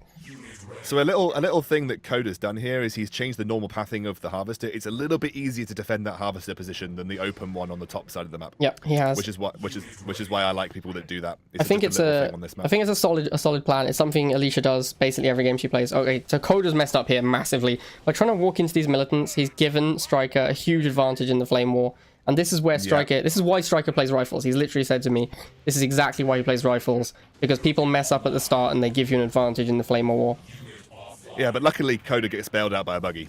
He does, yeah. Luckily he has that vehicle in his deck that's cheap, and because it's buggy and not venom, he's teched into the war factory, which is where he wants to be anyway. Yeah, and so we can go Scorpion versus Scorpion here. Oh, actually, yes, interesting. He has Scorpion instead of bikes. Yes, if you can bait out... Oh, see, what I like to do with the buggy, if you've got a buggy Scorpion going into a Scorpion matchup, I like to bait out the first shot with the buggy and then move my Scorpion in. Yeah, I agree completely. That's what you want to do in a tank mirror, is you want to bait out the tank shot on something that isn't a tank, and then you want to get your tank to shoot their tank. So Stryker here has doubled up his tanks on Koda's, and it's one in the match. I think... Oh, one in the missile, sorry. I think Coda should have just continued to make Scorpions. I think it's a mistake to try and make this Giga. And he's not protecting it again. Look, it's just these two Scorpions are going to roll in and probably... Well, they didn't quite kill it, but getting a shot on the Giga is pretty bad as well. Out of the games that I've seen Coda make a Giga, this is the better decision I think that he's had with the Giga. He sees two Scorpions on the map, right? So he sees two Scorpions are there. He knows that he's going to get some value out of it if he can protect it. And the double missiles actually did a good amount of protection for him. I agree with you if he wasn't fighting over a missile at the time. He needed to contest that middle pad. He didn't have time to make the Giga. But when you've got a Giga, you've got comeback potential if you can set it up. It's true, yeah, it is. You don't always need to have the first missile. But I just think Banshee is... Sorry, go ahead. No, you're right. This Banshee is going to cause him massive pains. I was going to say, because he doesn't have the bikes, he has the Phantom instead. He needs to save 150 to kill this one Banshee. And I think the game is just over before he gets a chance to. Yeah, you're right. It's over. It's already over. He needed to make a Scorpion or lasers instead of that Giga and contest the middle pad, because he can't afford to throw that first missile. And actually, when you're playing on friendly rules, the bike versus Banshee matchup really isn't that bad. Yep, bikes are great. Yeah, exactly. Bikes are actually better into Banshees when they're even levels, because the Banshee doesn't one-shot the bike, so actually you can get good trades off. Absolutely, bikes are so much more efficient than Banshees. Your second bike squad, you'll lose the first bike squad, but your second bike squad will kill the Banshee with the first volley and shouldn't even lose a bike. I think it's another one of those scenarios where people are too... I actually don't, like I said, I think it was one of the better times that I've seen Coda build up the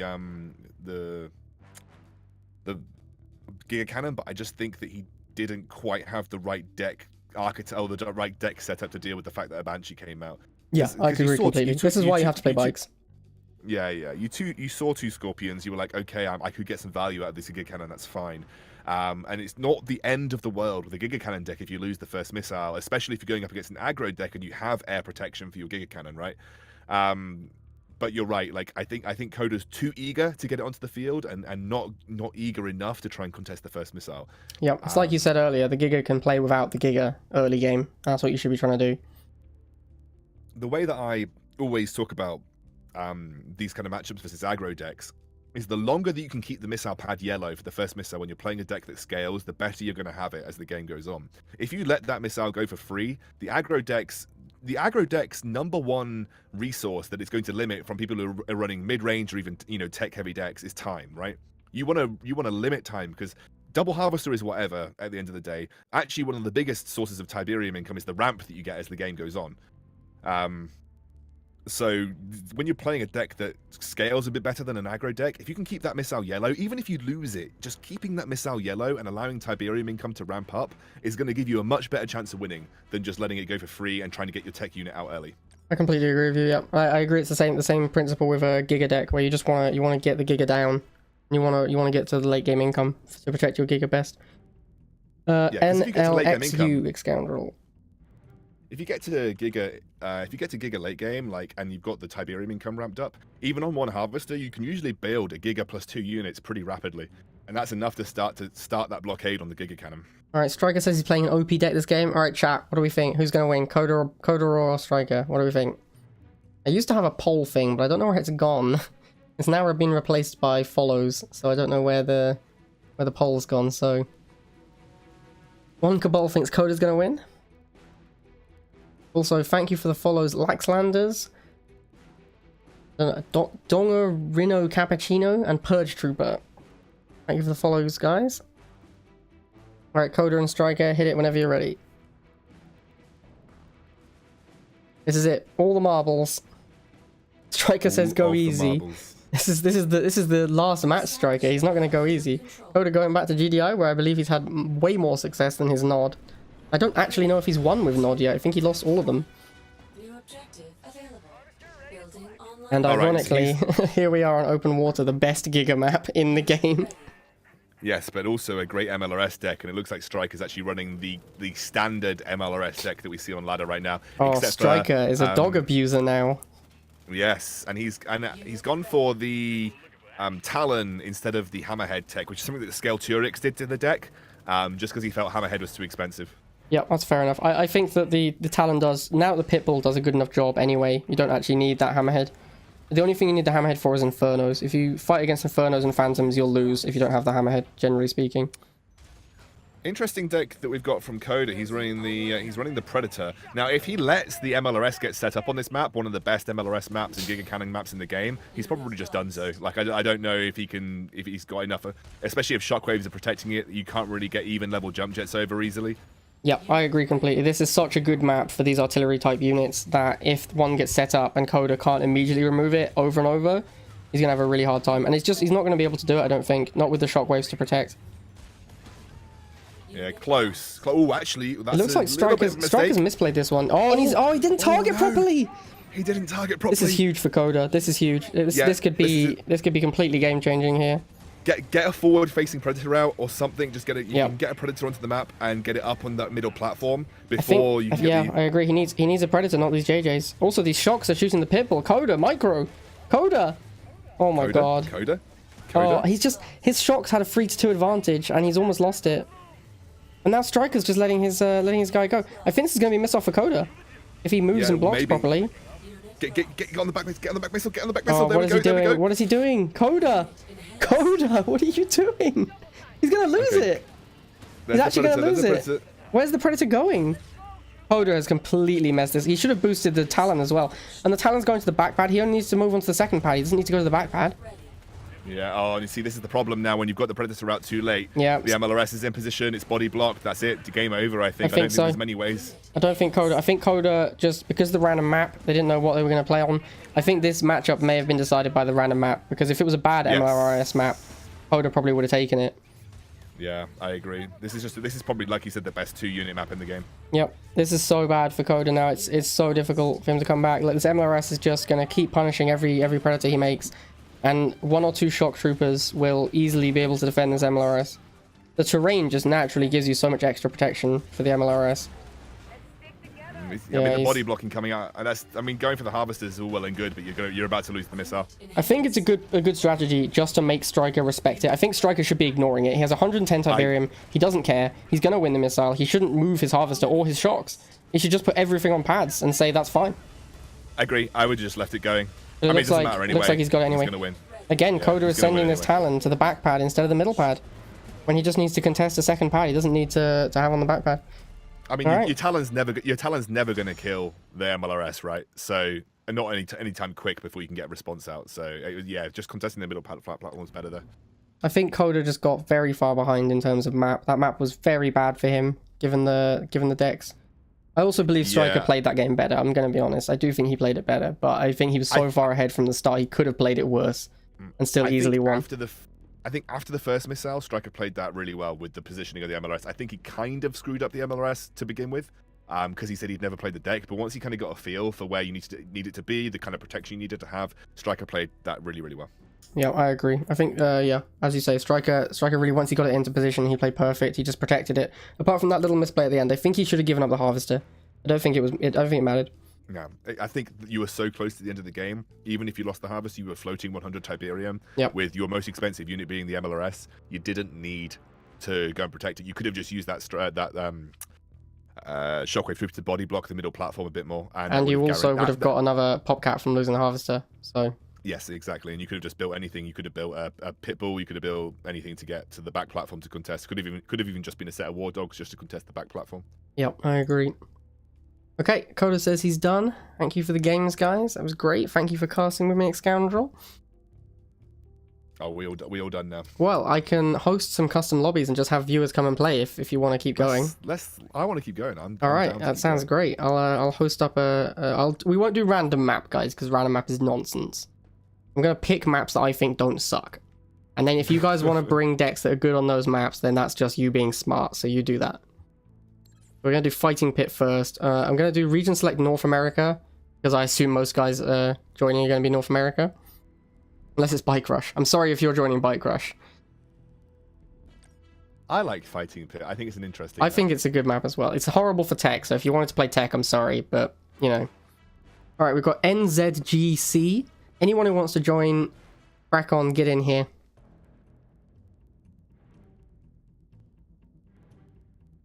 It's one of those maps that if you're really good at micro and like sort of bikes in, okay. Of course, yes. If you're really good at micro, that it can show off your skills really well. Like it's a really solid micro map, I think. Thank you for the follow, Yin. Right, who wants to come and get whooped on by Bike Rush? Yeah, it's a big challenge here, boys. A big name, and not just because it's all in caps and it's like 20 characters long. The only reason I've ever beat Bike Rush is because of levels. So you know, it's he would, if we were even levels, the guy would trounce me every day of the week. I've beaten Bike Rush when he plays Nod because I know he's going to laser drone rush me. And when you know it's coming, it's a lot less scary. All right, we've got Copycat versus Bike Rush and Ascendant's Mirror. Oh, here we go. Okay, guys, I'm going to start the game. I hope you're ready. Here we go. Establishing battlefield control. All right, we've got a GDI mirror. That makes sense. Bike Rush loves GDI. 3, 2. I do actually think GDI is stronger in this patch, and I believe the reason is because jump jets give you an infantry that's actually good against vehicles and doesn't suck like missiles. It doesn't die immediately to shocks. Missiles and are just so slow. dogs, yeah, that's the problem. They walk past a shock trooper, they all die. And dogs are just the most overpowered unit in the game right now. All right, so they're basically playing a mirror matchup here, but it looks like Copycat runs with missiles instead of JJTs, which I actually think makes this deck significantly worse. I agree with you completely. I think that the only reason to have missiles over jump jets is if you expect to have to fight Banshees or other air units of that nature. Unit lost. Yeah. Building And I just don't think Also, that those units require any help because you have pitbulls. I think this boost is, I believe, is also overcommitment. This is something that people do with boost commanders a little bit too often. Yeah.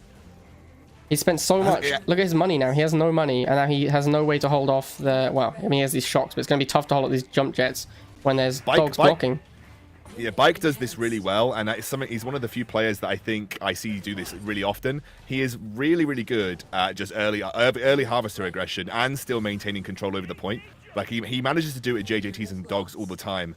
And you can see he's now got three things back on the point. He's got a huge Tiberium income. He could go into the MLRS if he wanted to, and he's body blocking across every point. Yeah, Bike's got his missile easily, and he got the harvester yeah. kill. He's just ahead in every metric of the game. And I agree with you. Bike Rush is incredibly aggressive on harvesters. He's one of the most aggressive players on harvesters. He even is so aggressive that he will boost his MLRSs at harvesters like all the time. Yes, yeah. And while I don't necessarily think that's the best tactic all the time, Bike is very good at making it work to the point where I'm not that good at making it work. I agree with you completely.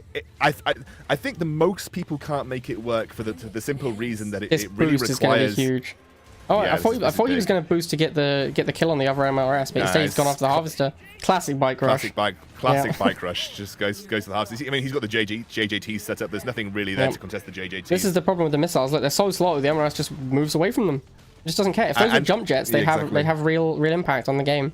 And yeah. Bike Rush just has all 3 missiles, and he's gonna take it. Take it very easily. The Hammerhead comes out because he knows that it's a free point for him. Yep. He knows that the Hammerhead goes down, and only the Pitbull is going to be there. Maybe missile troopers, but there weren't any on that bottom platform. Yep. He knows that Hammerhead has enough hit points to just stand there until the missile fires. But that was. Oh, I've got a crate. That's classic Bike Rush. If you watch his stream, that's kind of the way. Yeah, that that's exactly how he plays every single GDI game. But he does it really well. He's one of the best players, I think, for that. And he's got it down to a T now. He's played that deck honestly, I think he might have played the deck thousands of times at this point. I think he's played that deck a lot, and I think it shows because you have to have really good micro to be able to be that aggressive on the Harvester whilst body blocking and contesting all of the points at the right time as well. And Bike is obviously being an ex-professional, current professional, I don't know how you kind of phrase it, RTS player. Bike, let us know. Are you still a professional CNC3 player? I assume has you that are. level of micro. He has that level of micro that makes it easier for him to do. Whereas my micro's not that good, so I could never do that to the level that he does it. So I don't. I just contest the first point and aggress the Harvester afterwards. But he kind of gets the best of both worlds.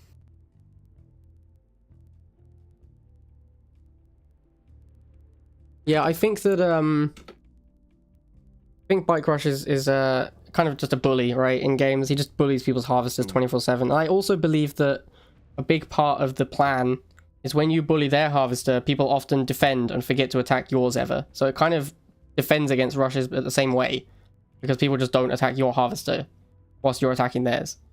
The code is while you're in. Okay, cool. Yeah, I got it. I think the only time that ever fails is if you're going up against no Harvester deck and they're contesting the point, obviously. But also, I think that you know, sometimes you see players like Benven who are really, really good at just making sure that the point is always in their control, and so they often are. It's exciting. What we got here?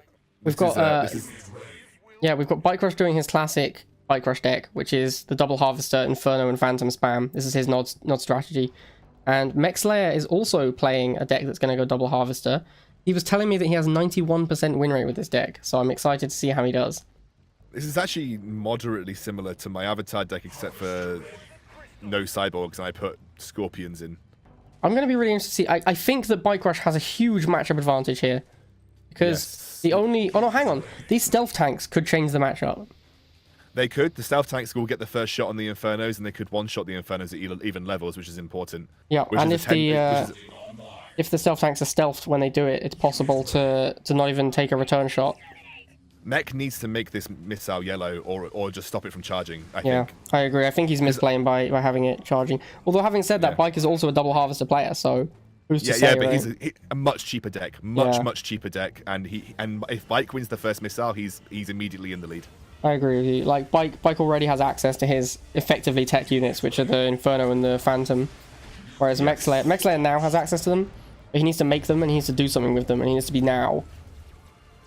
I think he's saving for an Avatar. I think his plan is to Avatar and go straight for the Harvesters, and he's going to run into Infernos, and that's going to be really tough for him. Even these laser drones are going to just plink away at the Avatar. And there it is. There's the Inferno. He's going to run straight into it. And the boost. I mean, this is what I do with this is what I do with Avatars, to be fair. I do run them at the enemy Harvesters. I think he boosted a little bit early, but that doesn't matter. It does give you a massive Tiberium boost, and essentially what you can do is get another Avatar out straight away. But again, he's just kind of neglecting his base, and this is what people do with Inferno decks. They just rush them down. This is the problem. Yeah, Bike Rush knows he's won the first missile. He knows he's ahead on damage. He sees the Inferno and he thinks, he sees the Avatar and he's like, oh, I don't want to fight that. I'm just going to go straight for the base. He's not built War Factory. He has only got Cyborgs as a response here, as well as it's going to be too slow. It's going to be way too slow. He doesn't have any money. There's 3 Infernos coming for his base. If he'd won the first missile, he'd have it, right? Yeah, the Avatar would get there, but yeah. This is why it's really important when you're playing a tech deck. If you know that you can't win the... Yeah, that was a really well played from Bike, actually. Good decision making. I like seeing good decision making at the end. If you're playing a double Harvester deck, it's really important that if you know you can't win the first missile, because most double Harvester decks often just can't win the first missile, right? And especially when you're going up against flames, when all you're running is militants and lasers, just spam militants to keep keep the missile yellow as long as possible. If you can keep the missile yellow as long as possible, you're buying yourself time. And when you're running an Avatar Cyborg deck, you need bloody time. That's like the number one commodity that you have to fight for. So yeah, and also he let his militants charge the missile while Bike was moving around. He shouldn't have done that. He should have just walked off the missile, kept it grey. And if Bike was going to be the one to step onto the missiles, that's Bike trying to draw resources away from his Harvesters, draw resources away from aggression. And that was the better way, I think, to play that particular matchup. It's NHBA. I agree with you completely. Mech Slayer clearly has the more expensive deck here. He has Avatar in his deck. If you have Avatar in your deck, you have to assume you're the heavier deck. And you want to stall the game as much as humanly possible. And there were a lot of times when Mech Slayer was the one charging that missile for Bike Rush. And Yeah, Bike Rush was exactly. just ecstatic to let him do it. Exactly. Well, you would be when you top out a 100 Tiberium Inferno. People, call it like it's like almost like a tech deck, right? When you're running an Inferno, but it is a cheap tech unit in inverted commas. It's 100, and it comes from a cheaper building, which is the air tower. So realistically, to get your first tech unit in inverted commas out, it costs you about 150 Tiberium. Whereas you compare that to paying 120 up front for the tech lab. It's much cheaper. You can run that deck on a single harvester if you want to. It is possible to run that deck on a single harvester. I agree. I think that I actually don't think the deck functions particularly well on a single harvester, purely because the game plan of the deck is to overpower your opponent with economy. You're gonna put an Inferno, and you're happy to trade your 100 cost Inferno for something cheaper over and over and over because you have so much more money. And the only thing that will beat your Infernos on cheap is air, and then the Phantom one-shots all air units because the Phantom is insane. I think the Phantom is overpowered, and I think that's what makes that deck so good. 3, 2, 1. New objective Alright, available. got another GDI mirror, and we got Bike Rush again. Interesting. He's running Kodiak. That is Both of interesting. them are running Kodiak. It's it's a mirror. Yeah, stone It's mirror. an exact mirror matchup. And I believe this is what Bike Rush plays on. Oh my god, this MLRS. What is going on? God, 0 harvester MLRS. This is not going to work. These dogs are going to block. Warning. And he's going to get so far behind on Tiberium. This is exactly what Bike Rush plays on ladder, I believe. Yeah. I've definitely seen him playing Kodiaks. No, just kill the dogs at this point. Yeah, At this point, just kill the set dogs. up and start firing. What do you like? This is horrible to watch. And now it's dead. And then he's going to immediately, because of Jazzy Jump Jets, he's going to immediately move on to the harvester. And the dogs to block. Yeah, this is done. Game this done. is horrible to watch. I don't know what he was thinking with the MLRS. I know, I kind of understand it, but when you see War Dogs, you know that it's a cheap unit that's going to body block you. I don't know whether he was trying to outpace and out-micro the War Dogs to try and get past, but that was just never going to happen. Yeah, on the a best map like option this. the best option that he had was just set up the MLRS, take out the War Dogs, and hope for the best. But to be honest, he made a mistake by trying to go 0 harvester MLRS. And what Bike Rush can do, because he's getting such a massive Tiberium economy lead, he's body blocking all of the Tiberium points, which is brilliant work from him to starve his opponent even more. And on this second missile, if when he wins it, you can just go Kodiak and run it at the base. That's what I did in Blitz, and it's an obnoxious strategy.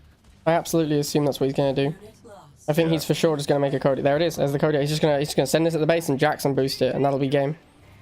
And Yeah, Mech Slayer and, has Pitbull's- nothing that can kill a Kodiak. Absolutely nothing. Yeah. No, Pitbulls aren't good enough. Especially if you position it properly, Pitbulls just aren't good enough. Warning. Yeah, there's just nothing he can do. He's definitely dead. And Bike Rush's even got the missile. Yeah, this is a slaughter. It was just, I mean, I like the risk. I think it works on some maps, especially if your opponent is running a heavier deck. But when you see War Dogs, you've got to assume that you're going into an MLRS matchup of some sort, because really that's the most popular unit that opens for MLRS decks. And if you were then to just, you can't out-micro War Dogs, they're too quick right now. Yeah. Especially as MLRS, which is super slow. That map had a lot of distance between the two bases and the Tiberium, so trying to get an MLRS down there was a little bit insane. I think I agree with you on that. And we got DMLG. We need to see if we get an Alicia Bike matchup. Alicia Bike would be great. I wouldn't mind just seeing. I would like to just see some Alicia. Alicia, if you're here and you have some time, hop in. That would be great. Just because then people can see you in equal levels, which I think is always interesting. Thank you for the follow, J081. I'm gonna pop this into the Terminus Shores custom lobbies. Try and get some people in here.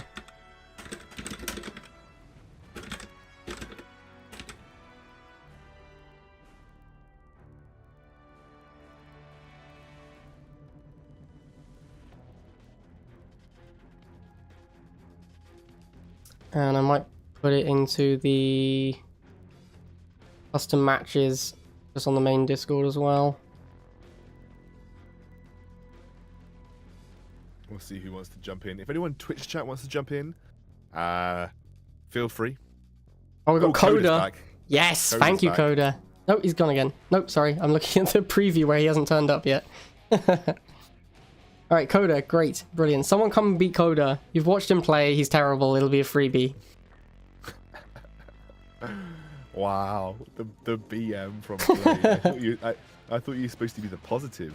When it's not Coda, I'm the most positive. I should be nice to Coda because I want him to come play the game some more. Yeah, Coda, play the game some more. Why did you retire, Coda? Silver Cruise, man, you're here. Come play Coda. Come show us some chem mastery. Oh, Mexlay's back in. All right, great. We got Mech. Okay, Here we go. Oh no, Mech's gone again. Mech, if you want to play, man, hop in. All right, great. We're ready. Here we go. If you, by the way, your follow list, it covers the letters on the top right hand side. If you want, you can move it to the top left hand side. Sure. 3, 2, 1. New objective available. You mean like over here? Where do you think it should go? Like underneath his name? Yeah, that's fine there. Yeah. That's fine. Okay. Yeah, that's good. All right. Let's see what we've got. We've got Mech Slayer playing his deck that he says he has 91% win rate of again. I'm excited to see how it goes. And Coda is playing what I like to call stock nod. This is just the nod meta deck. I just call it Benven nod, but yeah, really? stock nod. Oh. Interesting that Benven gets the props. I think everyone's played this deck at least once. No, I know. It's the one it's the one that I see Benven spam though. I don't think Benven's ever played another nod deck that wasn't this. I could believe that. It's just such a good all-round deck. It has no horrible matchups and it has no horrible maps. Some people don't run the Banshee, for instance. They'll run another War Factory unit like Buggy, or they might run Militants instead. Yeah, Stryker plays Militants instead of the Venom, which I think makes more sense. I do actually think that the Banshee is a critical part of the deck. I think the Venom is more cuttable than the Banshee. Yeah, I think so. Similarly too, because Talon fulfills the double role. Oh, here we go. This is going to be interesting. He's gonna stall the missile out? Koda really needs to get his missile to fire. He really needs to fire this missile right away. He should have left his Banshee on the pad until the missile fired and then gone for the Harvester, because time is not his ally in this game. No, it looks like, again, we're seeing exactly the same strategy that we always see from Death when he plays this game. I'm sorry, Mech when he plays this game. He literally just banks Tiberium until he can just afford an Avatar, and he runs it down. Although I would be tempted to... Okay, Here Avatar it is. Here we go. I do actually think that he should have started Cyborgs. I agree, because he's seeing so much air units. But we'll see how it goes. He's played the deck a lot more. Maybe he knows something we don't. I think he's going to lose pretty heavily to these Banshees. I mean, yeah, he's gonna lose. He gets this kill, but he's gonna lose this Avatar, and he's gonna lose map control because of it, and that's not worth it. Yeah. No, and then the Flamers are going to stop those Cyborgs from getting maximum impact. If those Cyborgs had come out right away, they could have actually done some damage, I think.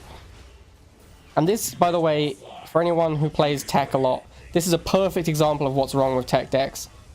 You just get stalled out, and your tech units don't have enough of an impact once they come out to stop the second missile firing. If you win that second missile, the game is over, and you're going to win, because your units are so much more powerful. But it's just so hard to win that second missile. This is why I think when you run Avatar, it should be a one-off tech splash, because you need to support it with some really solid anti-air, and often that has to be bikes, or it has to be a Banshee of your own, or Phantom. A Phantom even. Yeah, if you're really rich, a Phantom.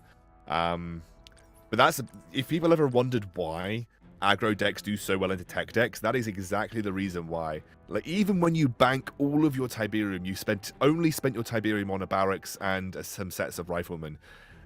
You get that first tech unit out, and it just doesn't have the impact that you wanted to. Counters exist from the very lower levels of even aggro decks, and as long as the enemy places those counters correctly, there's not much you can do about it.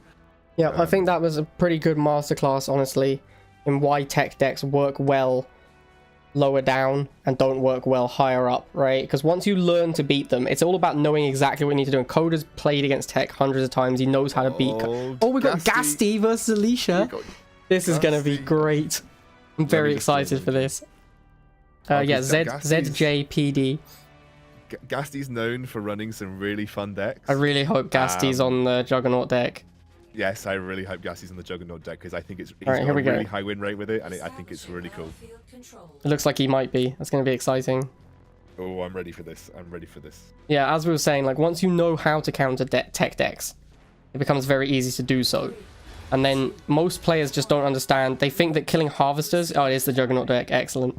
Most players think that it's about killing harvesters, but it's not. It's about charging missiles. Unit ready. And Coda knows that. So Coda just charged the missile from step 1. He was like, I'm charging the missile for the rest of the game.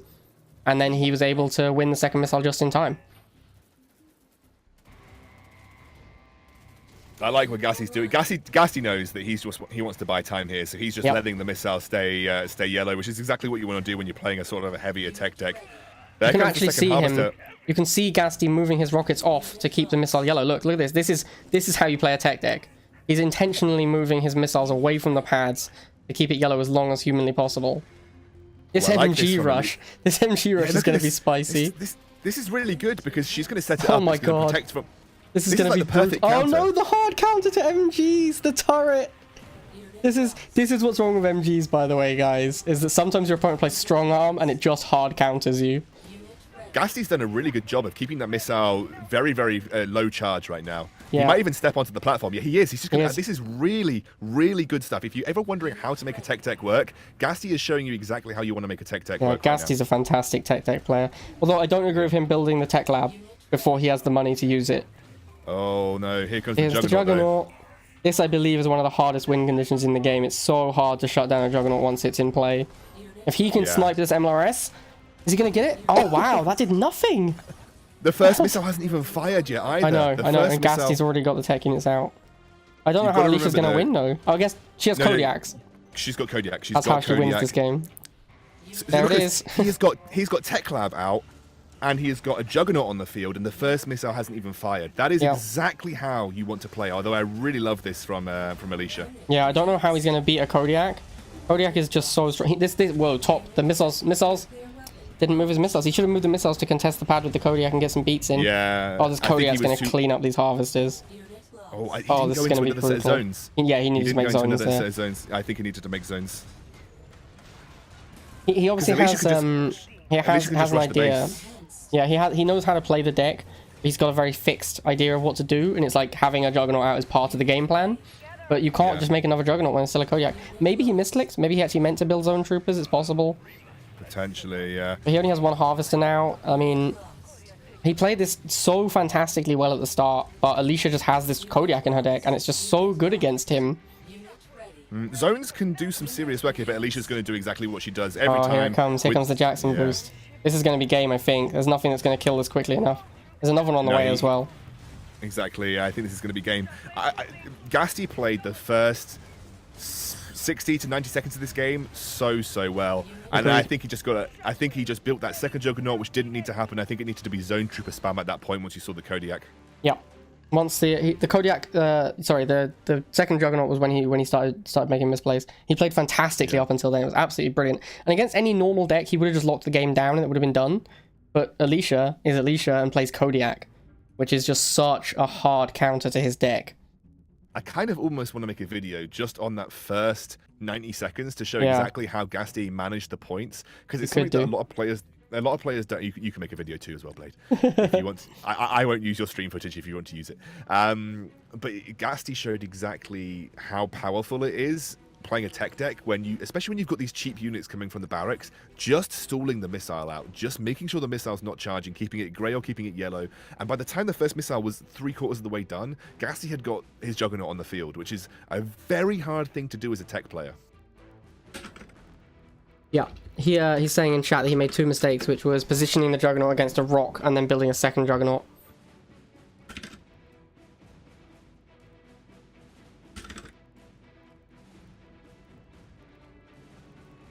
Alright, we've got Stryker versus Mech Slayer, FOPT. FOPT. And I'm going to quickly open up a notepad document and take a note of who's been winning what. Do we have Bike Rush won 2 or 3 times?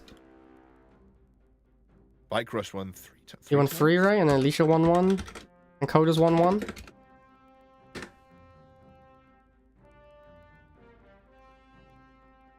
Yeah, I think you ready? I think I'm ready. Here we go. I think if GaspT had gone second zones, he would have been in a better position that game. I agree. If he'd had the second zones and was able to protect the Juggernaut better, he would have been in a much better position. But I think I think Kodiak is just super broken, honestly. I think it's the most powerful tech unit. Yes, Like for its cost, it's so powerful. All right, so we've got Mech Slayer playing a pretty standard GDI list with a mammoth tank instead of the air unit that you normally have, and Stryker is playing. I don't know what this is. I don't know what this is. He's playing Nod Air with artillery. I love it. I love it. I love I it. don't like laser drones and Banshee in the same deck. I think they fill exactly the same role, and I think once you Yeah. can afford to make Banshees, you're never going to make a laser drone again. But I loved the artillery. I don't I want to know. see it in action. I want to see it in action. If we wanna show people why artillery doesn't work, then hopefully Stryker will get one out this game and we can see what the problem with artillery is. The only problem is that when you're playing artillery, you play it a little bit like a jug, right? Yeah, it's like a So bad juggernaut. that's why he's running heavy air. But yeah, I don't know. I haven't seen the artillery in action since they changed it so that it can rotate on when it's set up. Oh, does that change actually in now? Is that in now? I think that's in. I don't know if that's in yet. Well, then I didn't say anything. Yeah, good job, man. I definitely didn't say anything. So, Stryker's played this great here, that this tank has completely cleaned up everything. The laser drones have baited Mech into making a ton of pit bulls, and then he's just cleaned them up with scorpions, which is great. But I think it's actually kind of shown how weak laser drones are, because he's made like 3 or 4 laser drones, and they just got killed by pit bulls with Raider, because of how strong Raider is. Here comes Here comes the artillery. here comes the artillery. Spoiler alert, it's almost impossible to get it to shoot anything. Oh, and the mammoth! I don't think my Stryker goodness. hasn't got any scouting information. He didn't know Mech Slayer was on a double harvester deck, I think. Let's see how artillery wait, does first. The artillery's fired. It's fired once. He's fired once. It's fired twice. Come on, get Here third comes the shot off. mammoth. Actually, if you 3 get third shot off, shots, it's not and bad. there we go. That's not bad. That's not actually bad because I think Mech Slayer misplayed there. His mammoth should have got in there way sooner and cleaned that up. he stopped it. I mean, the mammoth's anti-air damage is pathetic. It's so bad. Yeah, it's horrible. The Banshee's going to clean this up. I actually think that Stryker might even have this with the artillery deck. I agree. I think that the pit bulls aren't heavy enough anti-air, and Stryker's just got this air deck going down. And yeah, Stryker takes it. Not sure I liked the set positioning from Stryker. He probably could have put that in a position where he could have actually contested that pad, but Yeah, he should have done it so it wasn't so visible. Although I guess with dogs you can never put it outside of range because they have free vision. I need to uninstall. No, Mech, you were fine. I actually think if you just rushed his artillery with your mammoth, you might have had a better chance that game. Yeah, you need to rush artillery, and also you are playing like very good players. Everyone you've played is top 50. Yeah. And honestly, Stryker's only top 50 because he's low level. He should be top 10. So everyone you've played is fantastic. Like I think everyone you've played is a very strong player. I wouldn't feel bad about losing to them at all. Stryker, yeah, spoiler alert, artillery is garbage. Yeah, spoiler alert, it's awful. It's so horrible. Probably I think it's the worst unit in the game. It's the worst unit in the game, by the way. Yeah. Even yeah, it's Scarabs probably have a the worst unit in the place, game. right? Even Scarabs do something sometimes. This is the problem with Nod Tech, though. Everything that it's got is like so specific. Yeah. Like GDI with GDI tech units, like a lot of them can do multiple things, and they have like decent matchups. Like even Sandstorm does blitz through infantry. Like if you send 2 even level if you send 1 Sandstorm into even level matchup versus missile troopers, it doesn't even trade that bad. Yeah, I agree. Like GDI just has better tech units. Just straight up, their tech units are more powerful. Because Not tech. Oh, GaspT. Okay, let's do it. I'm excited. Wait, Oh, sorry. Yeah, NCHY. GaspT, don't leave. You stay here. I was gonna get Alicia versus Bike, but if GaspT wants to play, then I'm down for that. We'll do Bike versus Alicia afterwards. Yeah. Establishing battlefield. Sub to you, and sub, and I will. All right, Alicia, I'll sub to your channel right now, and you can come join. Oh, I got GaspT on a Kane deck. I'm excited. 3, 2, Yeah, the only Nod tech unit that's really good is the Avatar. building online. And the Avatar is fantastic. Oh my god, we have a Scarab deck. I love it. I absolutely love it. Oh Except my that God, Scarab deck Bike Rush is with- playing with- MLRS, so he has a 2-range unit to answer it. And he has dogs, which are a 10 cost unit, so... Pardon me. I think we're going to see why Scarabs are terrible here. Because these dogs are just going to run into them. And are they going to get the trade? Not quite get the trade, but they've traded... Even now, they've traded 10 for 15. So they're already up in cost.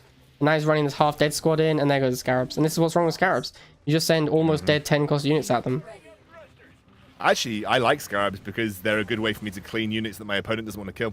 Yeah, If I'm I've like, got, yeah, like, I agree. if I've got like a one flame trooper left, I'll just send it into a Scarab to get I rid agree. of it. I'm excited when my opponent makes Scarabs because they're making bad units and I have I have an outlet. It's like, you know how people have asked for like a suicide button? Scarabs are your suicide button, except they cost your opponent money. What do you think about a suicide button, by the way? Do you think that's a thing? Oh, I think it'd be horrible. I think it would be a terrible idea. Like the way the game functions, PopCap is such a critical mechanic, and it's the comeback mechanic of the game. If you could just control it at will, it would completely ruin the game. Really good from GaspT. This is what people should do when you get early aggression on your Harvester. Just kind of ignore it if you can, and get the missile, because you can always recover from a Harvester take. You can't recover often from that missile coming down early, simply because, you know, that's half your base. That's about half your base HP. 100 Tiberium, it can mean very little, especially versus a deck that's got a fairly low cost outlet, you know. Yeah, he needs to be worried that Bike Crush is playing Kodiak, because often Bike Crush does play that Kodiak, but other than that, I agree with you. The Bike Crush is getting this econ advantage is going to be relevant, but not the most relevant. And here we go. Here's the classic Bike Crush, boost MLRS and rush it at the Harvester. And it's so hard to stop. This Stealth Tank is going to clean it up nicely, though. Yeah, Stealth Tank. The problem with Stealth Tank versus MLRS on a point is that Stealth Tank immediately unstealths when you get it onto a point. Yes, you need to eat the shot from the MLRS first and then run the Stealth Tank in. I completely agree. Yeah. And as you were saying, with the thing with the missile, it's totally worth trading your Harvester to get a missile. Like 100 Tiberium to fire a nuke is easily worth it. Yeah, absolutely. I think GaspT's playing this really well. Like, he's really giving Bike Rush a hard time. These Stealth Tanks are just such a good answer to these MLRSs because he's playing them so well. Look at this. He's even going around the back. Needs to, he's even eaten the shot and then gone into the Stealth Tank. GaspT is just playing this excellently. That was really nice from GaspT. I really love the Stealth Tank use from him here. I really hope he gets the Stealth Tank out. GaspT. Oh man, he gets it out. That's so good. But the positioning from Bike makes it very awkward to get this Stealth Tank across now, especially when it hasn't recharged its shots. And Bike is very, very rich at this point. I don't know what these Scarabs are for. I don't know what the point in these Scarabs is. That Stealth Tank was never going to get in. This one is going to, though. But he's going to trade it for the MLRS. He's down 20 doing that. And he doesn't get the board position. Oof. Those Scarabs, man. Bike Rush is starting to take control of this game. Yeah. GaspT shouldn't be suiciding units. It's over at this point. You just need to suck it up, lose the missile, and save your units. Yeah, you need to get a couple of units. You need to stack at your base and think of a good attack, a good plan of attack. And here comes the Bike Rush. This. I don't know if I like. Well, I do like it for the reason he got it, but I don't like when you're this far ahead, moving your MLRS out of a really safe position, because often that gives up position of your MLRS, which was in a really good spot beforehand. I agree with you for two reasons. First of all, it's third missile, so killing an enemy Harvester is often a bonus for them. Sometimes people have a lot of money left over for third Harvester. Oh, this Stealth Tank should not move forward. I was going to also say, Bike Rush has 240 Tiberium. If he didn't get that Harvester, he'd have 150 Tiberium. Like, that doesn't matter. You don't need that extra 100 Tiberium. It's just not necessary. I really like Bike Rush moving his Harvester in here to get this last point. Yeah, that was really good. Yeah, you don't need income once you've got the Harvester in. And Bike Rush, I think, he took control of that game in the mid-game. GaspT, once the MLRSs started setting up and the Stealth Tanks couldn't kill them immediately anymore, it was over at that point. I like what he did with the first missile, just letting the Harvester go, because the first missile is more important than defending your Harvester in a lot of situations. But then, unfortunately, Bike doing what that Bike does best, constant aggression onto the Harvester, that made Bike so rich that even when you killed... Because what you ideally want to see when you take an MLRS out is that your opponent does not have the Tiberium resources to just build another one straight away. Yep. Or even in Bike Rush's case, build two. The problem with what happened for GaspT there, especially with that map, it's not a great Stealth Tank map for getting aggressive onto MLRS positions, because you have to, if they're playing defensive MLRS positions, you have to unstealth your Stealth Tank. Like, there's no way of not unstealthing your Stealth Tank when you get across that map. That was a very unfortunate map for GaspT to be trying to use Stealth Tanks on, because you literally can't cross the middle point of the map without the Stealth Tank de-stealthing. And I think that Bike Rush actually, I don't think, did a fantastic job of protecting his MLRS with detectors, and it might just be because he didn't need to on that map. But if it had been a different map, we would have had to see Bike Rush actually using detectors like infantry to block off Stealth Tank approach, which we didn't have to see on that map. I don't know if that's because Bike Rush didn't care because of the map, or if he just didn't do it. And thank you for the follow, PorkyPix. I think you're a great player. And let's start this next match. We've got so many So many spectators. So All many right, Stryker spectators versus there. Mech. Here we go. Establishing battlefield control. We got Stryker on his nod against Mech Slayer on GDI. I wonder if this is going to be the Mammoth Tank versus Stryker's patented nod again. the big rematch. Overgrown says, would a booster harvester increase harvesting? No, booster harvester makes no difference. It just gives it increased speed. Oh no, Stryker's got a really interesting deck here. What is this? Mech Slayer's on the Kodiak. I actually think this is a really, really cool looking deck because the Confessor, I think the Confessor Cyborg is very similar to running something like the Wolverine Titan. Yes. It kind of covers all bases. Plus, Cyborgs with the Confessor attack speed buff is dirty. Like that sounds dirty to me. It used to be the most overpowered thing in the game. Both of them received a lot of nerfs because people used to be unable to beat the Cyborg Confessor combo. I actually don't like this deck very much, and I'll tell you why. He can't beat Pitbulls. He can't. He has no unit that will trade profitably with Pitbulls. He's going to have to micro so much better than Mech Slayer here to beat Pitbulls. And I don't think it's possible. I think Mech's realized this as well. Mech's just like Pitbull City, baby. Yeah, Mech's just going to make a Pitbull every single time his unit cooldown is off. He's going to make another Pitbull, and I don't think Stryker has any way to get through it. He needs to make 2 harvesters. This is not a great map for it. Yeah. He needs to make 2 harvesters, and he needs to actually get to his tech. And I think this is just going to be an easy win for Mech Slayer. I think that Stryker's deck is just not capable of fighting Pitbulls, honestly. No, it's too weak to Pitbulls. Again, running laser drones and banshees, not ideal because they both do the same job. Yep. You need to have, if you play one of these decks that has the air, the Banshee needs to be a Scorpion tank, which he did last time with the artillery deck. He had exactly the same thing, but the Banshee was a Scorpion. Oh, so the Venom was a Scorpion tank then. But the Banshee should be a Scorpion tank. Because then when your opponent makes 3 Pitbulls, the Scorpion tank just crushes them. It's so good against them. I don't know if he's going to have enough time to even ramp these double harvesters up, you know. I agree with you. Like, you need to have both harvesters out at the start of the game if you realistically want to get there. He needs to really hold these missiles. And I don't think he's going to be able to do it. Mech Slayer should just be charging missiles. He shouldn't be trying to kill these harvesters. Yeah. It doesn't matter at this point. He just wants to fire this missile. And see how long the missile was yellow for there? This has given Stryker a chance to actually get to a real unit.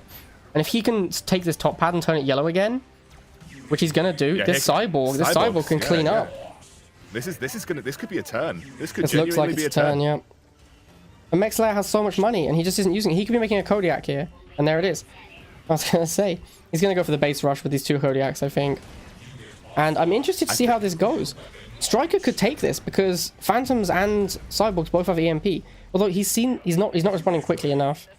He needs to get the EMP on both of these Kodiaks. He needs to stop them from killing his base. I don't know if he's going to have enough damage to do it. Look how long it takes to kill a Kodiak with a Phantom. The Pitbull moves are so good from Mech here as well. Yep. Sending in the Pitbulls to support is big. It's really big. This is going to be close. This is going to be very close. It looks like Stryker's going to take it back. Can he stop this Pitbull? Yeah. Can he stop this next Kodiak? That's the question. I think he's got enough I think he resources to do can. that. Yeah, I think he can intercept the Kodiak with enough EMP to stop it reaching the base. But he needs to also fight this missile. Oh, the overlay covers the base health, by the way. We put it in the wrong position again. Oh. just put it in the center. Put it in the center next to your other one. Yep. I'm going to put it just slightly to the right of this Stryker's name. It looks like Stryker should take this one. He should be able to just make Cyborgs. Cyborgs should he should move his harvester onto this bottom pad and move these flamers up to help block. This Ceph drill pod was a huge error, I think. It's not going to matter because Mech Slayer isn't doing enough, but if he got a second unit onto a pad, he could have bought himself enough time to get to the base and win that game, I think. That was a really close one. I enjoyed that. That was a good one to watch. I think the biggest mistake that he made was not charging that second missile. He let that go stay yellow for so long. He was so obsessed with killing the harvesters. Yes. He probably would have won before the first set of cyborgs even. It was actually the first missile. Both missiles he stalled quite a long time. Yeah, there was too much stalling. Mech Slayer really needed to be charging those missiles all the time. Hey, look! Don't flame Blade's overlay. He's only just started streaming. It'll take Yeah, time. come on, Leisha. I started streaming on Monday. I think my overlay's pretty good, honestly, for Monday. And it took me 1 day, I'll have you know, to remove my keyboard sounds from the stream, which I think is pretty good. How do you remove keyboard sounds from your stream? I set up a gate so that you need a certain level of sound to activate the microphone. And the keyboard doesn't do it. Ah, there you go. Broadcaster really scoundrel obvious. asking me how to do it. No, I thought that is something that I have done. I thought you'd like got a bit of software that somehow recognized the keyboard stroke sounds, and I was like, whoa, that's bloody cool. Maxler is saying I should go by 13 Laid. I already do. It's literally there. All these guys calling me Blade are just wrong. It's just 13 Laid. 13 Laid. 13 Laid, yeah. Thanks for the follow, Gasty. We've got FCNV for the next one. Porcapix, if you're here, man, get in this game, man. Show it off. Show off your mad skills. I want to see them. Yeah, but I think in that game, like the point that I'm remembering specifically is when that second harvester came out. He could have just had one pitbull sit on the back point and two pitbulls pressuring those laser drones at the front, and that would have been enough to win the game, I think. Yeah, he had the unit on the middle top pad, right? I can't remember what it was. I think it was dogs. Two little war dogs left. Yeah, and then he could. Yeah, I agree. He could have had the unit at the back and then 2 units pressuring the harvester, and that would have been enough. Because even if the cyborgs came out and they got to the leftmost point, the missile would have charged so much by that point that the cyborgs would have only just made it to that point by the time the missile fired. That was the biggest mistake I think he made there. Yep, it's the classic mistake when you're fighting against double harvester is trying to pressure the harvesters. That's not how you win the game. You win the game by firing 2 missiles at their base. Oh yes, we've got an MG deck. I'm so excited. It looks like a harvester MG deck though, so I'm a little less excited than I would be. Gasty's back on his Scarab deck. Yeah, is it Jeffrey that runs the no harvester MG deck? It is Jeffrey and Dragoon. Both of those guys only play no harvester. He isn't making a harvester though, so maybe it is a no harvester deck. I feel like the Awkward and the Hammerhead is too expensive for no harvester though. Yeah, I feel like you'd find very limited double MG. This is like total point control, and I don't know whether Gasty's got nothing in his deck that's going to be good versus these MG squads. That is true, yeah. Gasty's really going to struggle with the MGs. I genuinely believe, and this is no trolling, I genuinely believe his best answer is going to be putting an obelisk down.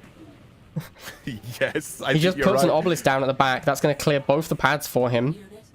Obelisk can cover all of that top left pad. He just needs to hold the bottom right pad. Or the just right pad, I could say. And then an obelisk will clear the left pad for him.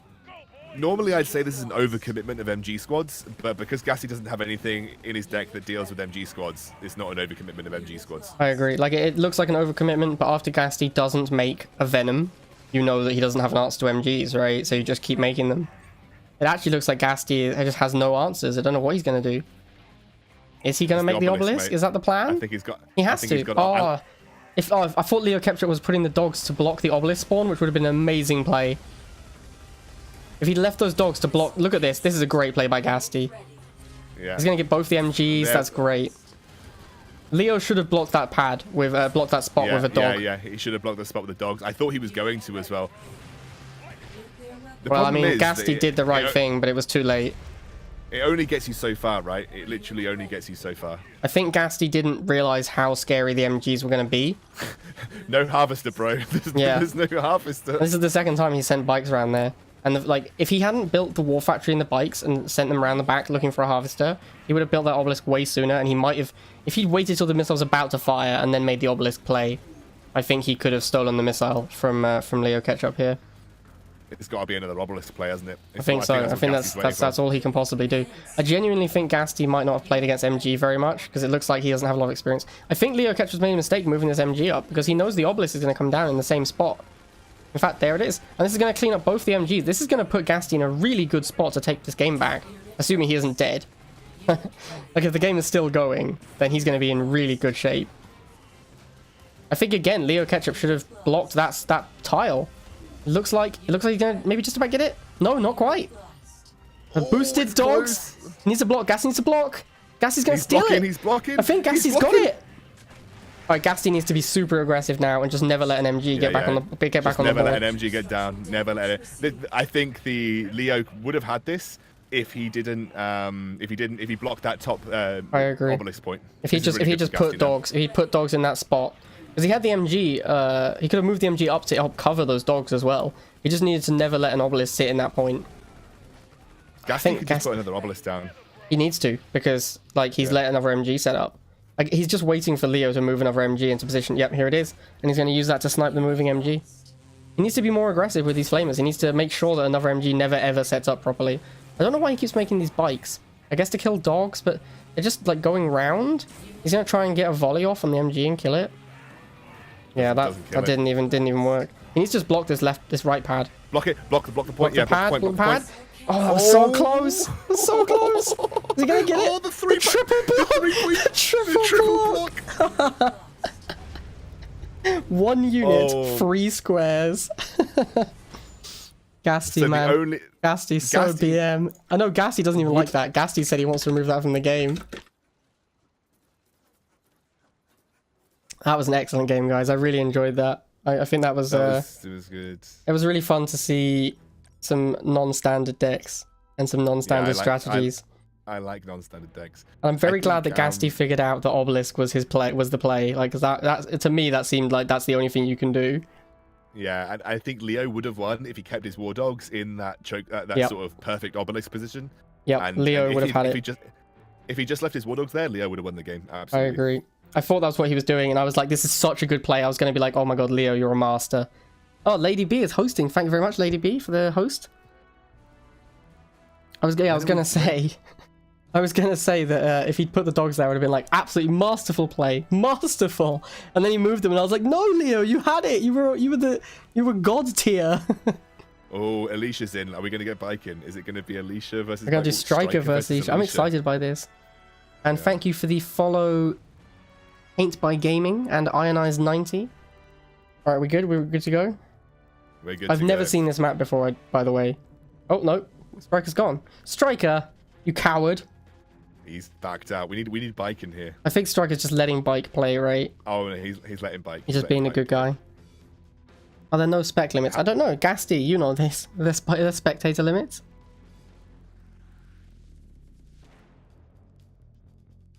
Yeah, Stryker says Bike can play first. We have got lots of spectators in right now. That's a lot. We might hit the cap if there is one.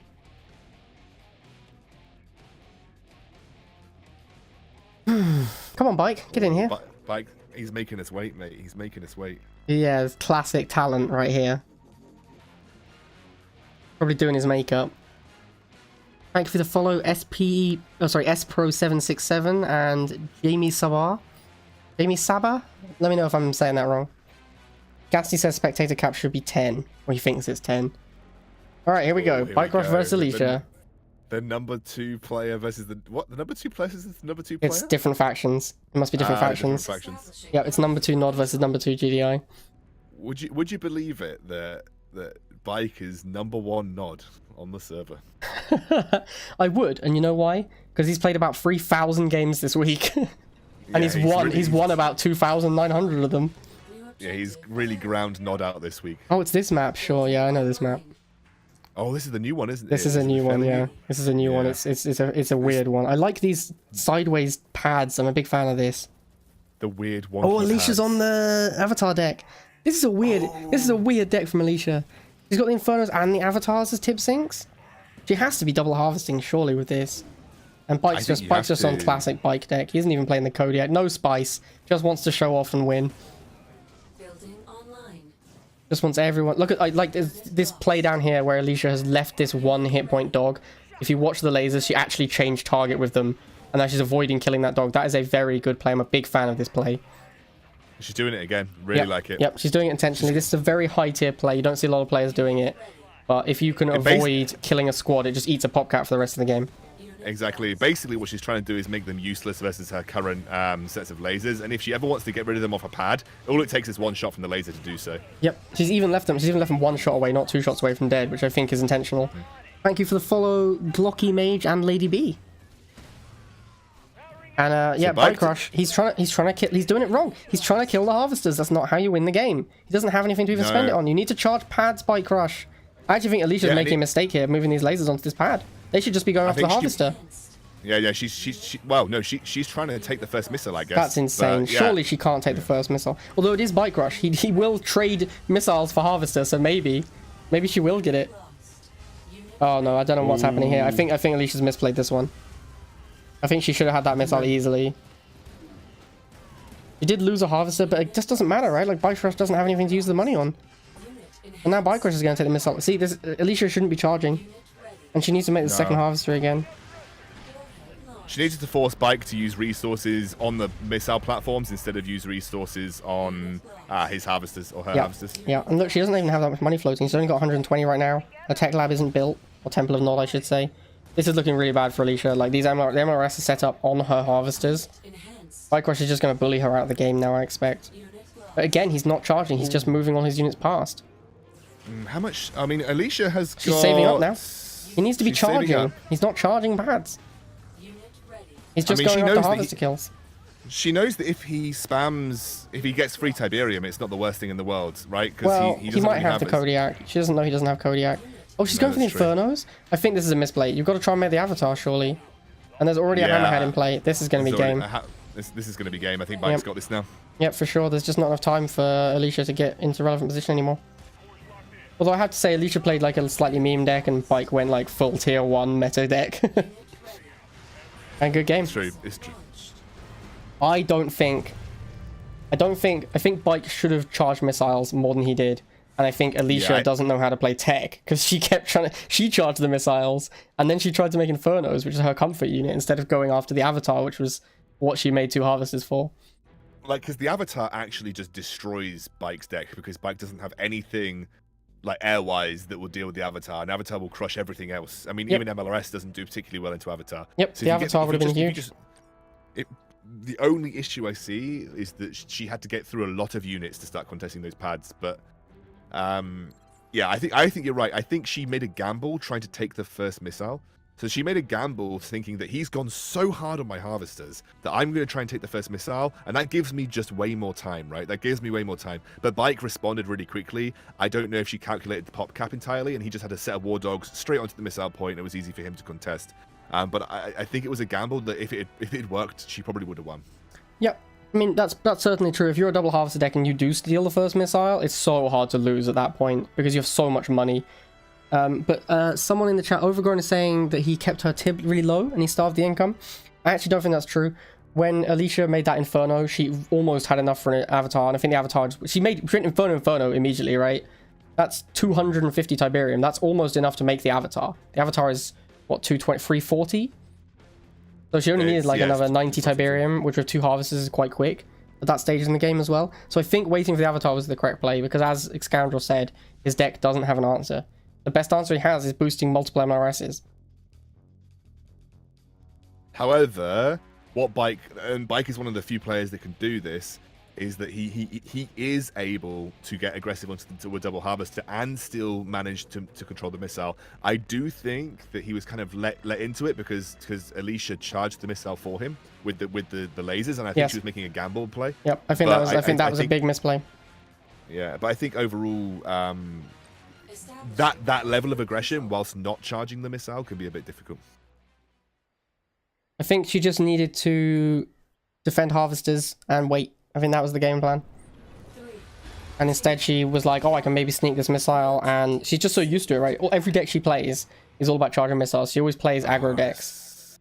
I like Stryker. Yeah, I picked this map for fun. I like Stryker moving his harvester to this back point early. I think that's a good play.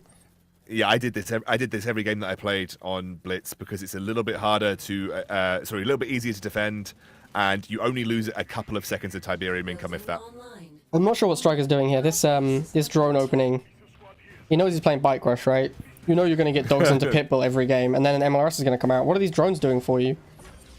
However, the positioning of Stryker's harvester tells you how easy it is to defend, even versus jump jets. You know, you can get a serious amount of easy defense positions off. This weird point behind the harvester next to your base actually makes it kind of awkward to defend against jump jets. Oh, but sorry, yes, I agree with you. Pitbulls, yeah. Oh yeah, against Pitbulls it's easy. Look, these jump jets are going to fly over. Oh no, he knows. Look, this is what happens on this map so much, is there's just fights over harvesters. No one's even charged a pad yet. No one's touched it. It's like the first time the pad has been charged. But that's better for Stryker. It is, yes. It is. He has a better late game deck, but he only has 1 harvester right now, and he's going to need a second one. There it is. All right. I was going to say he needs to make a second harvester really soon, and if the pads continue to not be charged, this is going to favor Stryker. It depends how much pressure Bike can put on, because Bike loves to put pressure on. This is what he does, and you know this is going to be an MLRS with a boost coming after these harvesters pretty soon. There's a bit of miss micro coming out from Stryker right now. He's not attacking the pitbull. Oh yeah, I didn't see that, but that's pretty bad. The thing is, again, However, as anyone who's played against tech decks will tell you, you can kill the Harvester 1,000 times. It doesn't make a difference. Like, you having infinite Tiberium doesn't stop them making tech units. And as you see, Stryker's about to make a tech unit. His Zone Troop is going to clean up these pitbulls. He makes a Disruptor. I think he's just going to win this game on the back of the power of his units now. Yeah, this is the thing that a lot of players, and I know Bike understands this. I think he just likes to he just loves to kill Harvesters. Yeah, he just loves to kill Harvesters. But the longer that you leave a game, the higher the natural Tiberium income is, even without Harvesters. But look at this, full tech combos out now. These Disruptors are going to absolutely obliterate even the protection for the MLRS. These Disruptors are going to obliterate the protection of the MLRS, and then you just have to move your Zone Troopers up. And also, to be honest, Disruptors are pretty tanky, and they don't even go down to one volley of the MLRS. Yeah, they've got about as much health as the Predator, I think. I think that Bike Rush has simply not been punished enough by tech decks in his lifetime. I think he generally beats them anyway, so he's never really learned about, like, that's my impression, is that he always kills Harvesters, and then he just always beats the tech units anyway, so he's never really been that fussed. He's not had that hard lesson that most players have, where they go, oh my god, I killed about 1,000 Harvesters and got crushed by tech anyway. This is too many Disruptors. I think the MLRS is just an excellent tech counter, but imagine if one of these tech units was Kodiak. What would Bike do? He'd have to make a Hammerhead, and then you just protect the Kodiak with zones, and it's really tough. It's really tough to come back. But he has so much money. He's starting to run out of money. If Stryker can just kill a couple more MLRSs, then he's going to just take this through Tiberium lead, I think. He just needs to actually get 3 or 4 tech units on the field at once. I actually think the Disruptor's quite weak. Like, if you look at this, the Disruptor can't even kill shocks in one volley. And this is a extremely expensive anti-infantry unit that only kills infantry. And it can't even kill the most prominent infantry in the game in one volley. I think Bike is dead, right? Bike is dead now. He hasn't got the income. No. Stryker's just going to make tech. This is just a classic example of why going for missiles over Harvesters is more likely to win you a game versus tech. Bike could still sneak the missile away here, don't get us wrong, but I think it's unlikely. I agree. If Bike steals it, it'll be because he outplayed Stryker massively. There's no way he should steal it here. Stryker should have this completely locked up. Stryker can go for the base with Disruptors at this point, I think. Although, oh my god, the steal! Oh, so close! Dogs are so good. Dogs are so broken. That should lock it up. That was an amazing play by Bike Rush, but Disruptors just killed it way too quickly. He almost had the steal, and it was a very good attempt at a steal. But if Stryker loses this now, I'm just gonna mock him. You know, I'm just gonna have to make fun of him because there's no way he should lose from this spot. And these dogs on the base aren't doing many favors. I don't think he should be going for the base. It's third missile. Just hold the third missile. No, well, yeah, no, I don't know what he's doing here. He should just be going for the missile. Because the dogs at the base of Stryker isn't actually the worst thing in the world, because it means that there's an easy contest on the back platform for Bike if he wants to do it. But he's just going to give it up here, I think.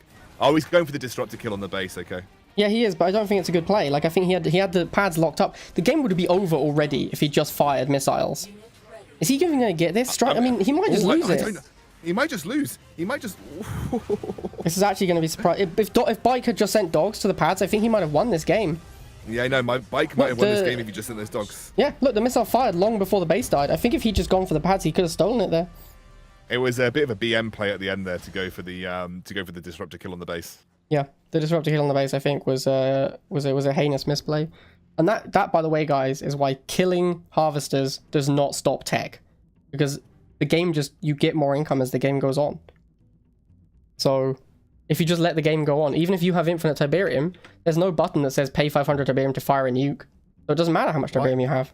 I can't believe you're not rushing for nine diamonds. You're Okay, I'll rush the epic. You happy now? Okay, well, I haven't seen it be rushed yet. Hammerheads, Talons. Oh, it's a good one. It's a really good crate. Oh my god. Laser. It was a really good crate. It was a really what good a beating. crate until the end. I'd just like to make it clear. Artillery is the epic I have the most cards for as well. Of all epics in the game. That's the one I have the most for. That crate was so good up until then. It made me so sad. This is your fault, you scoundrel. I was happy until I opened that crate. It could have been anything. It was Schrodinger's crate until I opened it. It could have had any epic in it.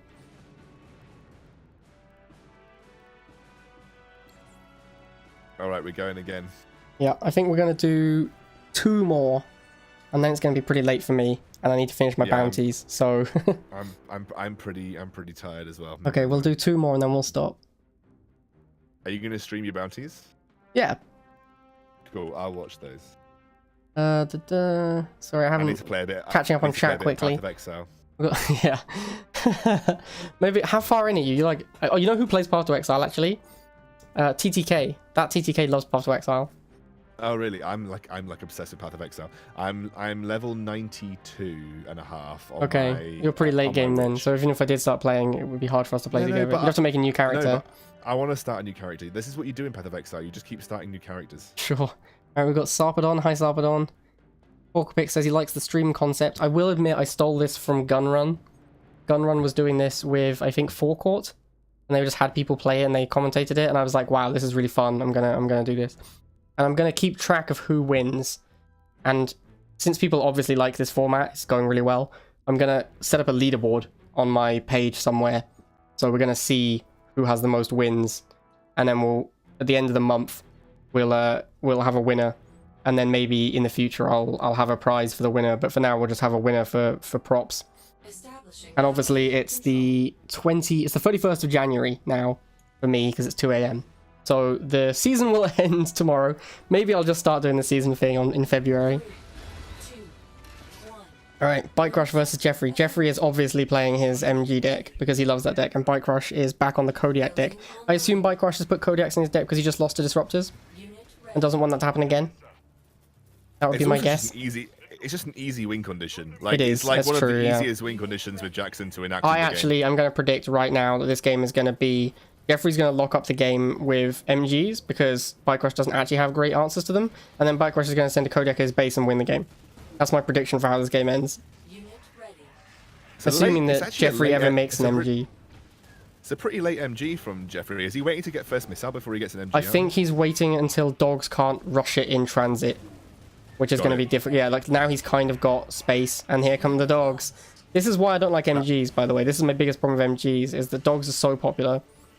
And they just make MGs embarrassing. It was a nice block to start, but is he gonna get this missile? He needs to take these pads like pretty soon. Oh no! And now I think Jeffrey's just done. And just to be clear, the only unit Bike Rush has made in this game is War Dogs. That's the only unit Bike Rush has made is War Dogs. It was a really nice read by Bike Rush actually. Well, he always opens dogs, and I think Jeffrey is renowned. No. The read on the rush round the side. Oh, yeah. Yeah, no, that was a really nice play with the boost. Yeah, for sure. Yeah. And here we go. The first non-dog unit from Bike Rush. Please nerf dogs. Jeffrey might get this Harvester? No, Bike Rush's micro is too good. He's not going to let him have it. Well, it might give him time to set up an MG, which would be nice. Setting up an MG would be huge, although I do believe that a Kodiak will come out at some point. No, why is he moving it? Oh, no. I think he's mismicroed. Where's it going? He's horribly mismicroed, now it's dead. I think that's game. I think that's definitely game. Well, I think Bike Rush played that really well. And I think this map was really bad for Jeffrey's deck. Jeffrey shouldn't... Whoa, where's Bike Rush going? Oh, this is just mean. Don't play with him. He's just Kodiak killing because he can. That's just rude. He wants the Kodiak. This is a great map for Kodiak kill as well, by the way. It's a really good map for Kodiak kill. Because you have those 3 blocker tiles that makes it very difficult to even get anything onto the map, and Bike Rush knows exactly where to go. Yep. I do think that, yeah, Bike Rush just played the start really well, and dogs are just so powerful. And I think Jeffrey should have come and played his deck when we were on a different map, because this was not the one for him. Suboptimal positioning on the Kodiak there for Bike. Yeah, I think Bike Rush has just gone AFK, right? He's just sent it in and gone AFK. That makes the most sense. What's he... He doesn't seem like he cares, does he? He's got it. He knows he's going to win. He knew the jump jets were going to do the work as well. I think that map was just horrible for Jeffrey. There were too many avenues that you had to defend to get your MG squad set up. Yeah, the MG needed to travel too far. That was the problem. Yeah. Alright, we'll do one more. circle the war dogs over the top, and you had to block from at least 2 directions, which is really difficult on an open map like that. Yeah, it was really, really tough for Jeffrey. We'll do one more, and I'm gonna say Bike Rush. Don't play this one because you're just beating everyone. It's you know, it's getting. We can watch your stream if we want to watch you beat everyone. You know, I've got this little leaderboard thing, and you're on 6. The next highest player is Stryker on 3. You know, so give someone else a chance to play some games. Want to do a Re versus Stryker? If Stryker wants a rematch, then that's fine. You guys can play. But I'm pretty sure we had Alicia. We had a plan. Ooh, Where's the plan? We were gonna do. Oh, we got Porkapix. I'm excited. Porkapix versus Alicia. I'm hyped. Let's do this. I haven't seen Coda says he has 3. Do you have 3, Coda? I'll go back and watch it later, my dude. He had his little best of 7, didn't he? With, yeah, but I'm not counting that. Ah, you're not counting it. That's not a random people join. That was him set up versus Stryker, so that doesn't count. Establishing battlefield control. I have never seen Porkapix play, by the way. Stryker says Bike let him win. He didn't let you win, Stryker. He just loves to kill harvesters. And that was not a map where you need to charge missile on that map, not kill harvester. All right, I'm excited to see what Porkapix is playing. I think Bike memed a little bit with the. Okay, Porkapix is playing 4 infantry war dogs pitbull. Yes, this is a very weird deck. This is a very cheap deck. This is the cheapest deck I think I've ever seen. His most expensive unit is jump jets at 50. What is the win condition of this deck, do you think, Blade? Iron Cannon. It's 100% Iron Cannon. Well, Iron Cannon base or Iron Cannon Iron Cannon the point. Cannon? No, Iron Cannon so the win condition is this deck is you use infantry that are cheap to contest. You have pitbulls because your infantry aren't effective enough against things like buggies and venoms. Like venoms and talons you need pitbulls for. And then you save up money. And when the missile is about to fire, you drop a monster Iron Cannon and you clear 2 pads and you easily win the missile before they can get units back. And the reason I know this is Porkapix's win con is because he did it to me. He didn't win because my units were like +3 levels on his, but he did an Iron Cannon. He got one of the missiles because of an insane Iron Cannon. So I'm pretty sure that's his win condition. Interesting, he gave up a lot of pressure on the point there. I actually think he had a really good defensive position set up. Yeah, I agree with you. I think he's also behind in this war. This Flame of Shock war, he's actually going to be slightly behind in. Although I think Alicia using this boost was a mistake because actually it doesn't help. Here it comes. This is a little too early. I think this Iron Cannon is too early. That was too early. Alicia can respond really quickly. She's going to be able to get a unit back into play. But these flamers are going, or maybe not. Porkapix is doing a great job with his jump jets. They're not going to last quite long enough. Ah, he shouldn't have moved them back into the buggy. I think he might have had that. I think the Iron Cannon was a couple of seconds too early, and it was on units that were low. He could just walked in and had them. I think he's probably over now because the double harvester is just too established. Yeah, the temple's already up. She's almost at the avatar, and Porkapix has no answers to an avatar. I think he just blew his load a little too early on the Iron Cannon. And the Iron Cannon will not kill a harvester. I don't think it'll kill an avatar in one shot. I don't know. No, it definitely won't. It won't even kill a predator in one shot. Like unless you direct hit, which is almost impossible to do because they'll move. I don't think he can win anymore. But we'll see. We'll see what he does. So quick. Here comes the Iron Cannon. Yeah, look, the avatar just moves away. Yep, hardly any damage at all. Just does nothing. He can't beat an avatar. There's no way. No. That's unfortunate.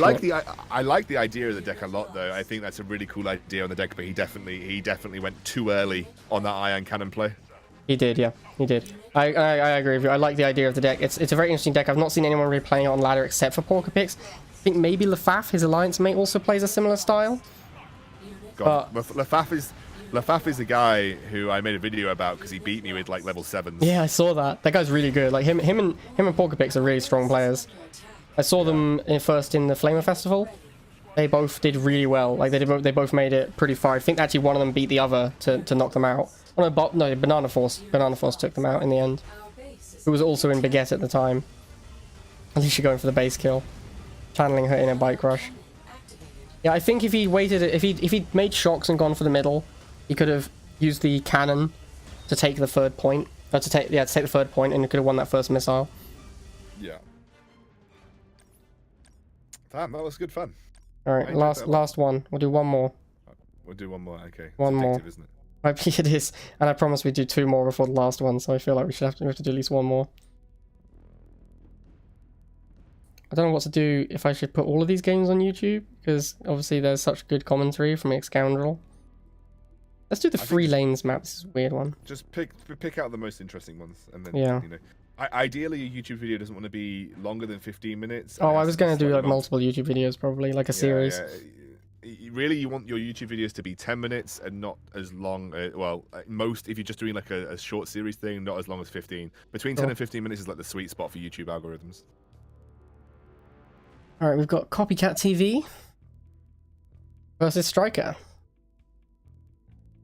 Stryker also says Lafaf plays dog MLRS, which makes sense. I think that Porcapix's deck is probably born of the fact that he has low levels and he needs like a weird win condition because he can't win with just units versus units. So the Iron Cannon gives him a way to steal missiles. Establishing battlefield control.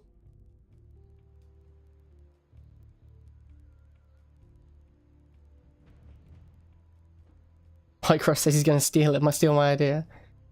To be fair, I stole the idea, so I can't really complain. But also, I'm going to copyright it, so don't do it.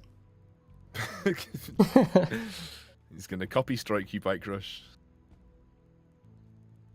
It's alright. The thing is, Bike Crush, can you get someone with as velvety smoother voice as Scoundrel to co-cast? 3, 2, 1.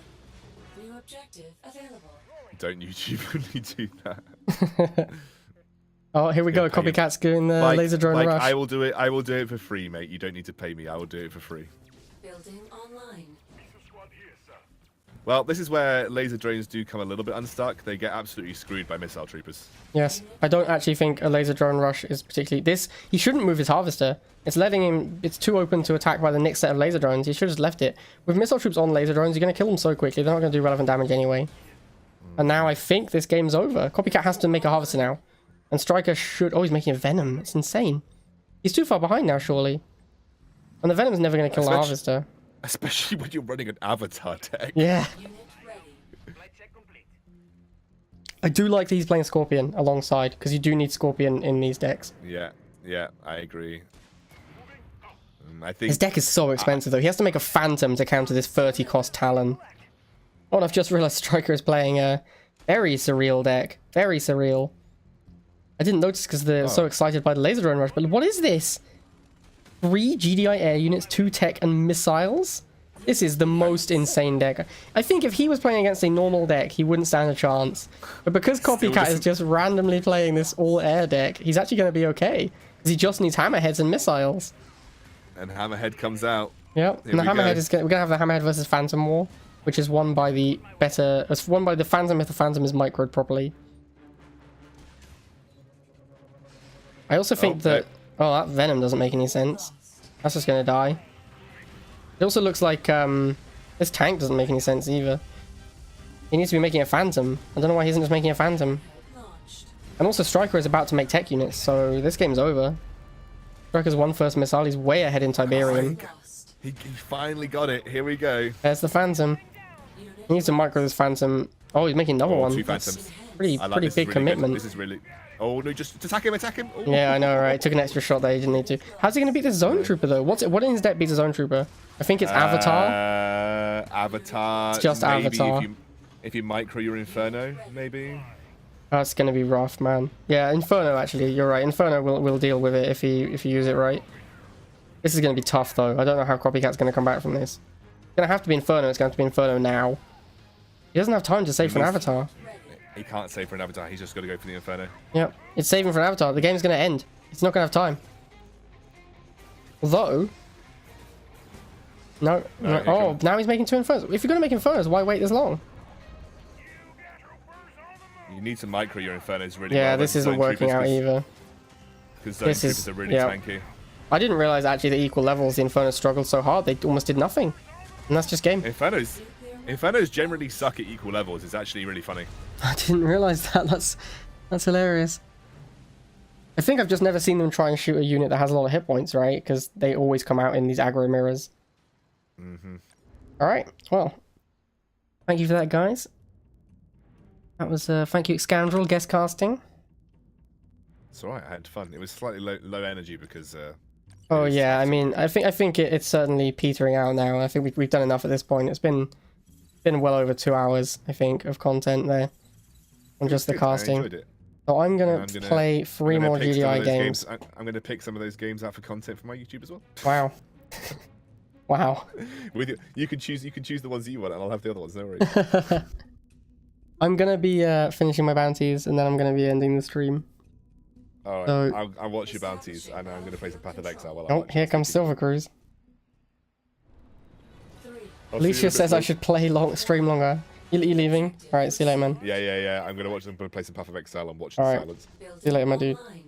Unit Thanks for joining. Alicia says I should stream longer. I've been streaming quite a long time, actually, Alicia, today. And it's pretty late now. I kind of need to go to bed quite soon.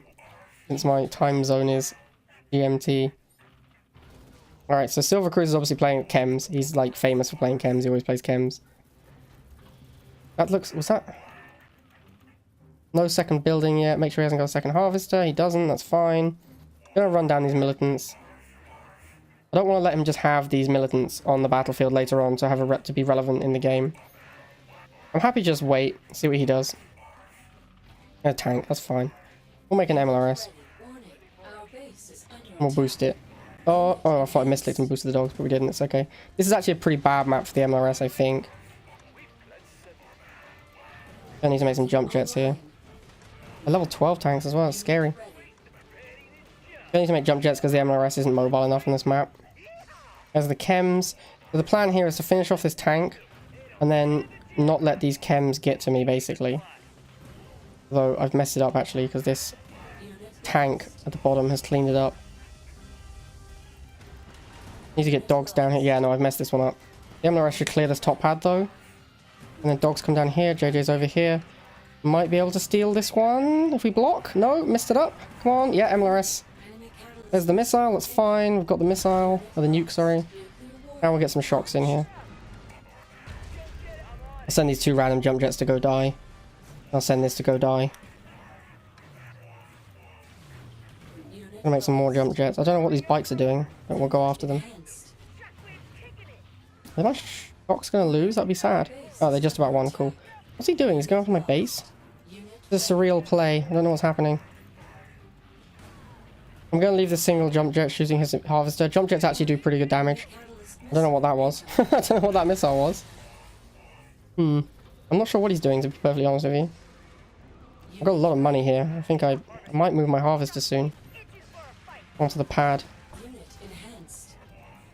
Is he going to kill jump jets with bikes? That would be a sad day. No, it doesn't look like it. Oh no, actually, yeah, he is. He's going to win. Alright, well, I guess once he cat missiled that Tiberian patch, that was basically him conceding. Missile launched. Warning. Enemy catalyst missile incoming. Unit lost. Enemy base destroyed. Alright, cool. You're going Silver Cruise.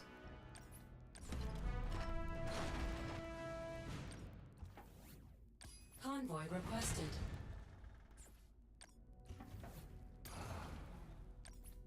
I'd quite like to play something more interesting on GDI, but I feel like it's really tough to play a different deck at the moment.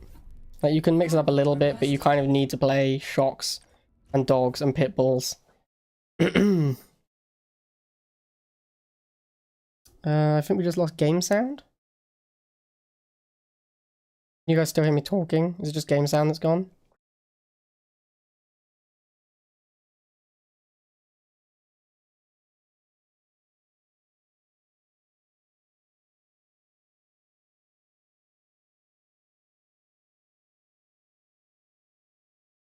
Or have I lost all sound?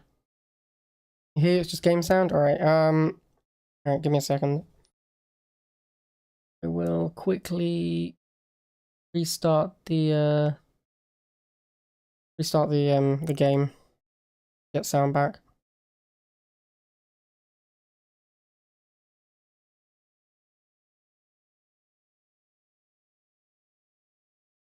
That hasn't done it. I think I need to restart BlueStacks. Or Air Server, sorry. Don't use BlueStacks, that's the emulator.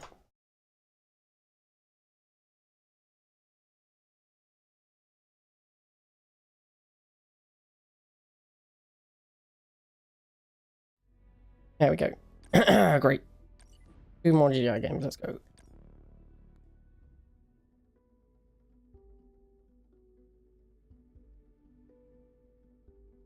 Establishing battlefield control.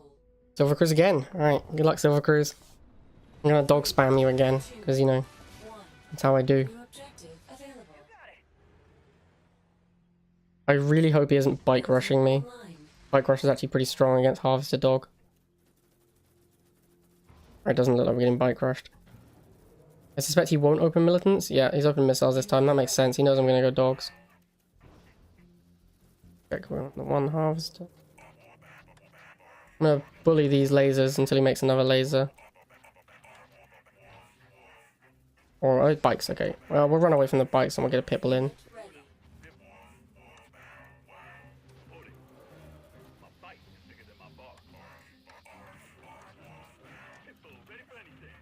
Don't know why he's made dogs. I mean, flamers, sorry. Guess we can make some more dogs. He's gonna make a tank next, probably. That would make most sense. Nope, more bikes. Okay. I'm actually happy to let the dogs die here. I need more pop cap. Get some LRS out, boost it up. Unit enhanced. Unit lost. Is that a Giga Cannon? That's kind of scary. Building online. Hard for him to push into it though, so that's nice.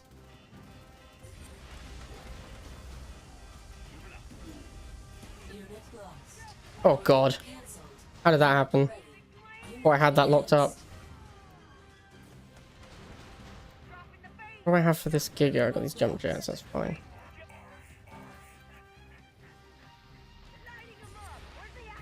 I need more jump jets. Unit lost.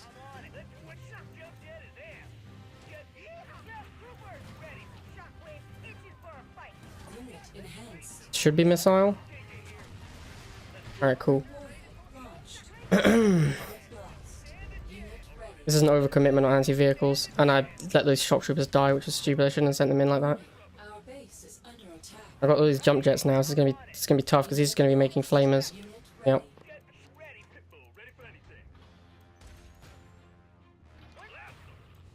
Unit enhanced. Oh no, a Giga. Need to get everything on it as quickly as possible. Oh, he's running it away. This is actually pretty good for me. I think if he maybe just left it, I would have been in trouble there. Unit ready. I'm gonna try and finish it off. These jump jets have kind of outlived their usefulness anyway. I'm happy to trade them off for the Giga. Lost. Cool. That's exactly what I wanted. Unit Also this guy, make another one. I'm gonna need more jump jets to answer this Giga. Unit enhanced. Unit lost. Unit ready. With the support of these shocks at the top against the flames, I think the it'll be fine. Yep. Great. Need more shocks. Or dogs, I guess. Dogs would be fine. Unit ready. Well, I have so much money, it's probably an error to make dogs. Need these jump jets to die. Send the dogs up top because they'll survive a long time against what he has. Unit lost. Get some dogs down bottom as well if I can. Move these shocks back, get an MLRS. Unit enhanced. Try and block this buggy in. Nice. Get on this pad. Block for this pad. That should be game. Good game, Silver Cruise. Unit lost. Man. Why is Angry Biscuit Complete. making a squid? That's great. Big fan of these squids. Oh, Alicia did it first. Alright, good job, Alicia. Nice squid. I've missed some follows. Thank you for the follow. SR Rough and X Godspeed X. Alright, we're gonna play one more GDI. Then we're gonna end the stream. As it is almost 3 AM.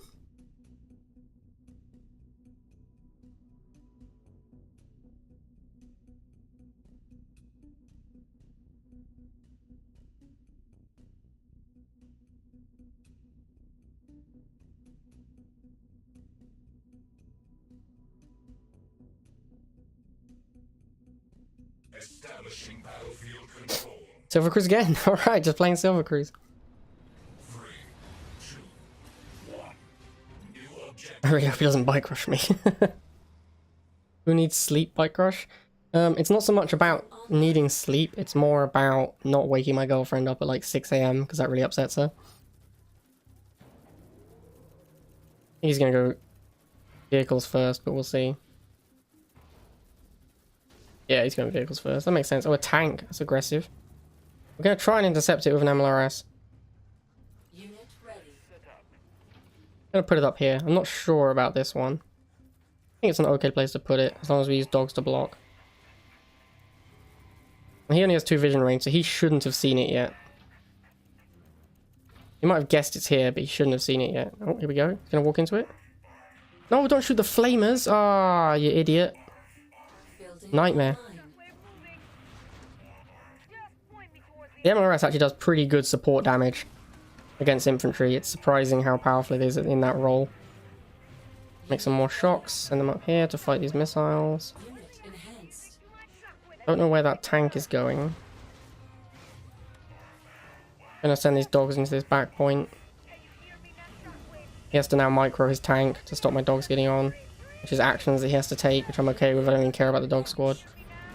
Cool. I guess we'll make jump jets. Oh, there's a Banshee. That's not good. Get the jump jets in there. Try and get the MLRS out. And a Venom. Nightmare. This is going to be bad for me. Yeah, I really need a pop cap. Got Hammerhead, right? Yeah, I've got Hammerhead. I really just need pop cap for it. I'm gonna let him have my harvester. It is what it is. Harvester lost. Unit ready.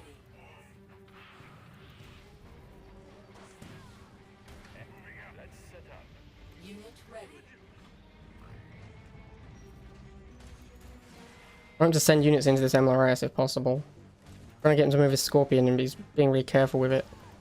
That's annoying. Unit lost. I'm gonna have to move it up, I think. We'll just do that now. Unit enhanced.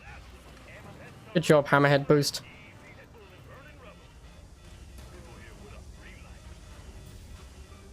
Unit ready. Unit Ah. lost. I need those dogs to live. Oh, he's gonna get the missile now. Those dogs really need to live and go get on that back pad. Super annoying. I should have overcommitted on these hammerheads. I thought I was gonna win the game. But I didn't think it would matter too much. Unit Get some jump jets in. Unit enhanced. I really need this hammerhead to go die. Random dog squad has just been chilling as well, which isn't great. Harvester lost.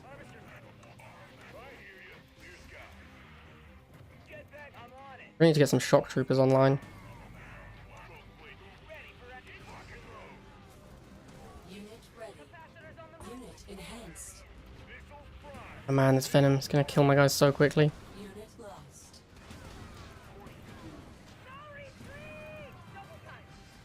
Unit ready.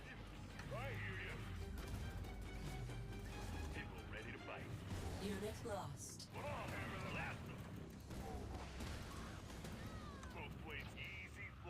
Unit ready. Unit enhanced.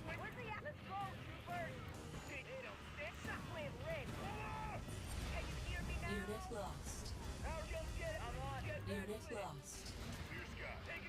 Get all the pads, let's go, come on. Oh, this is bad. I think he might have me here. Get on the pad, Hammerhead, what are you doing? Oh, he's just, yeah, he wrecked me on that one.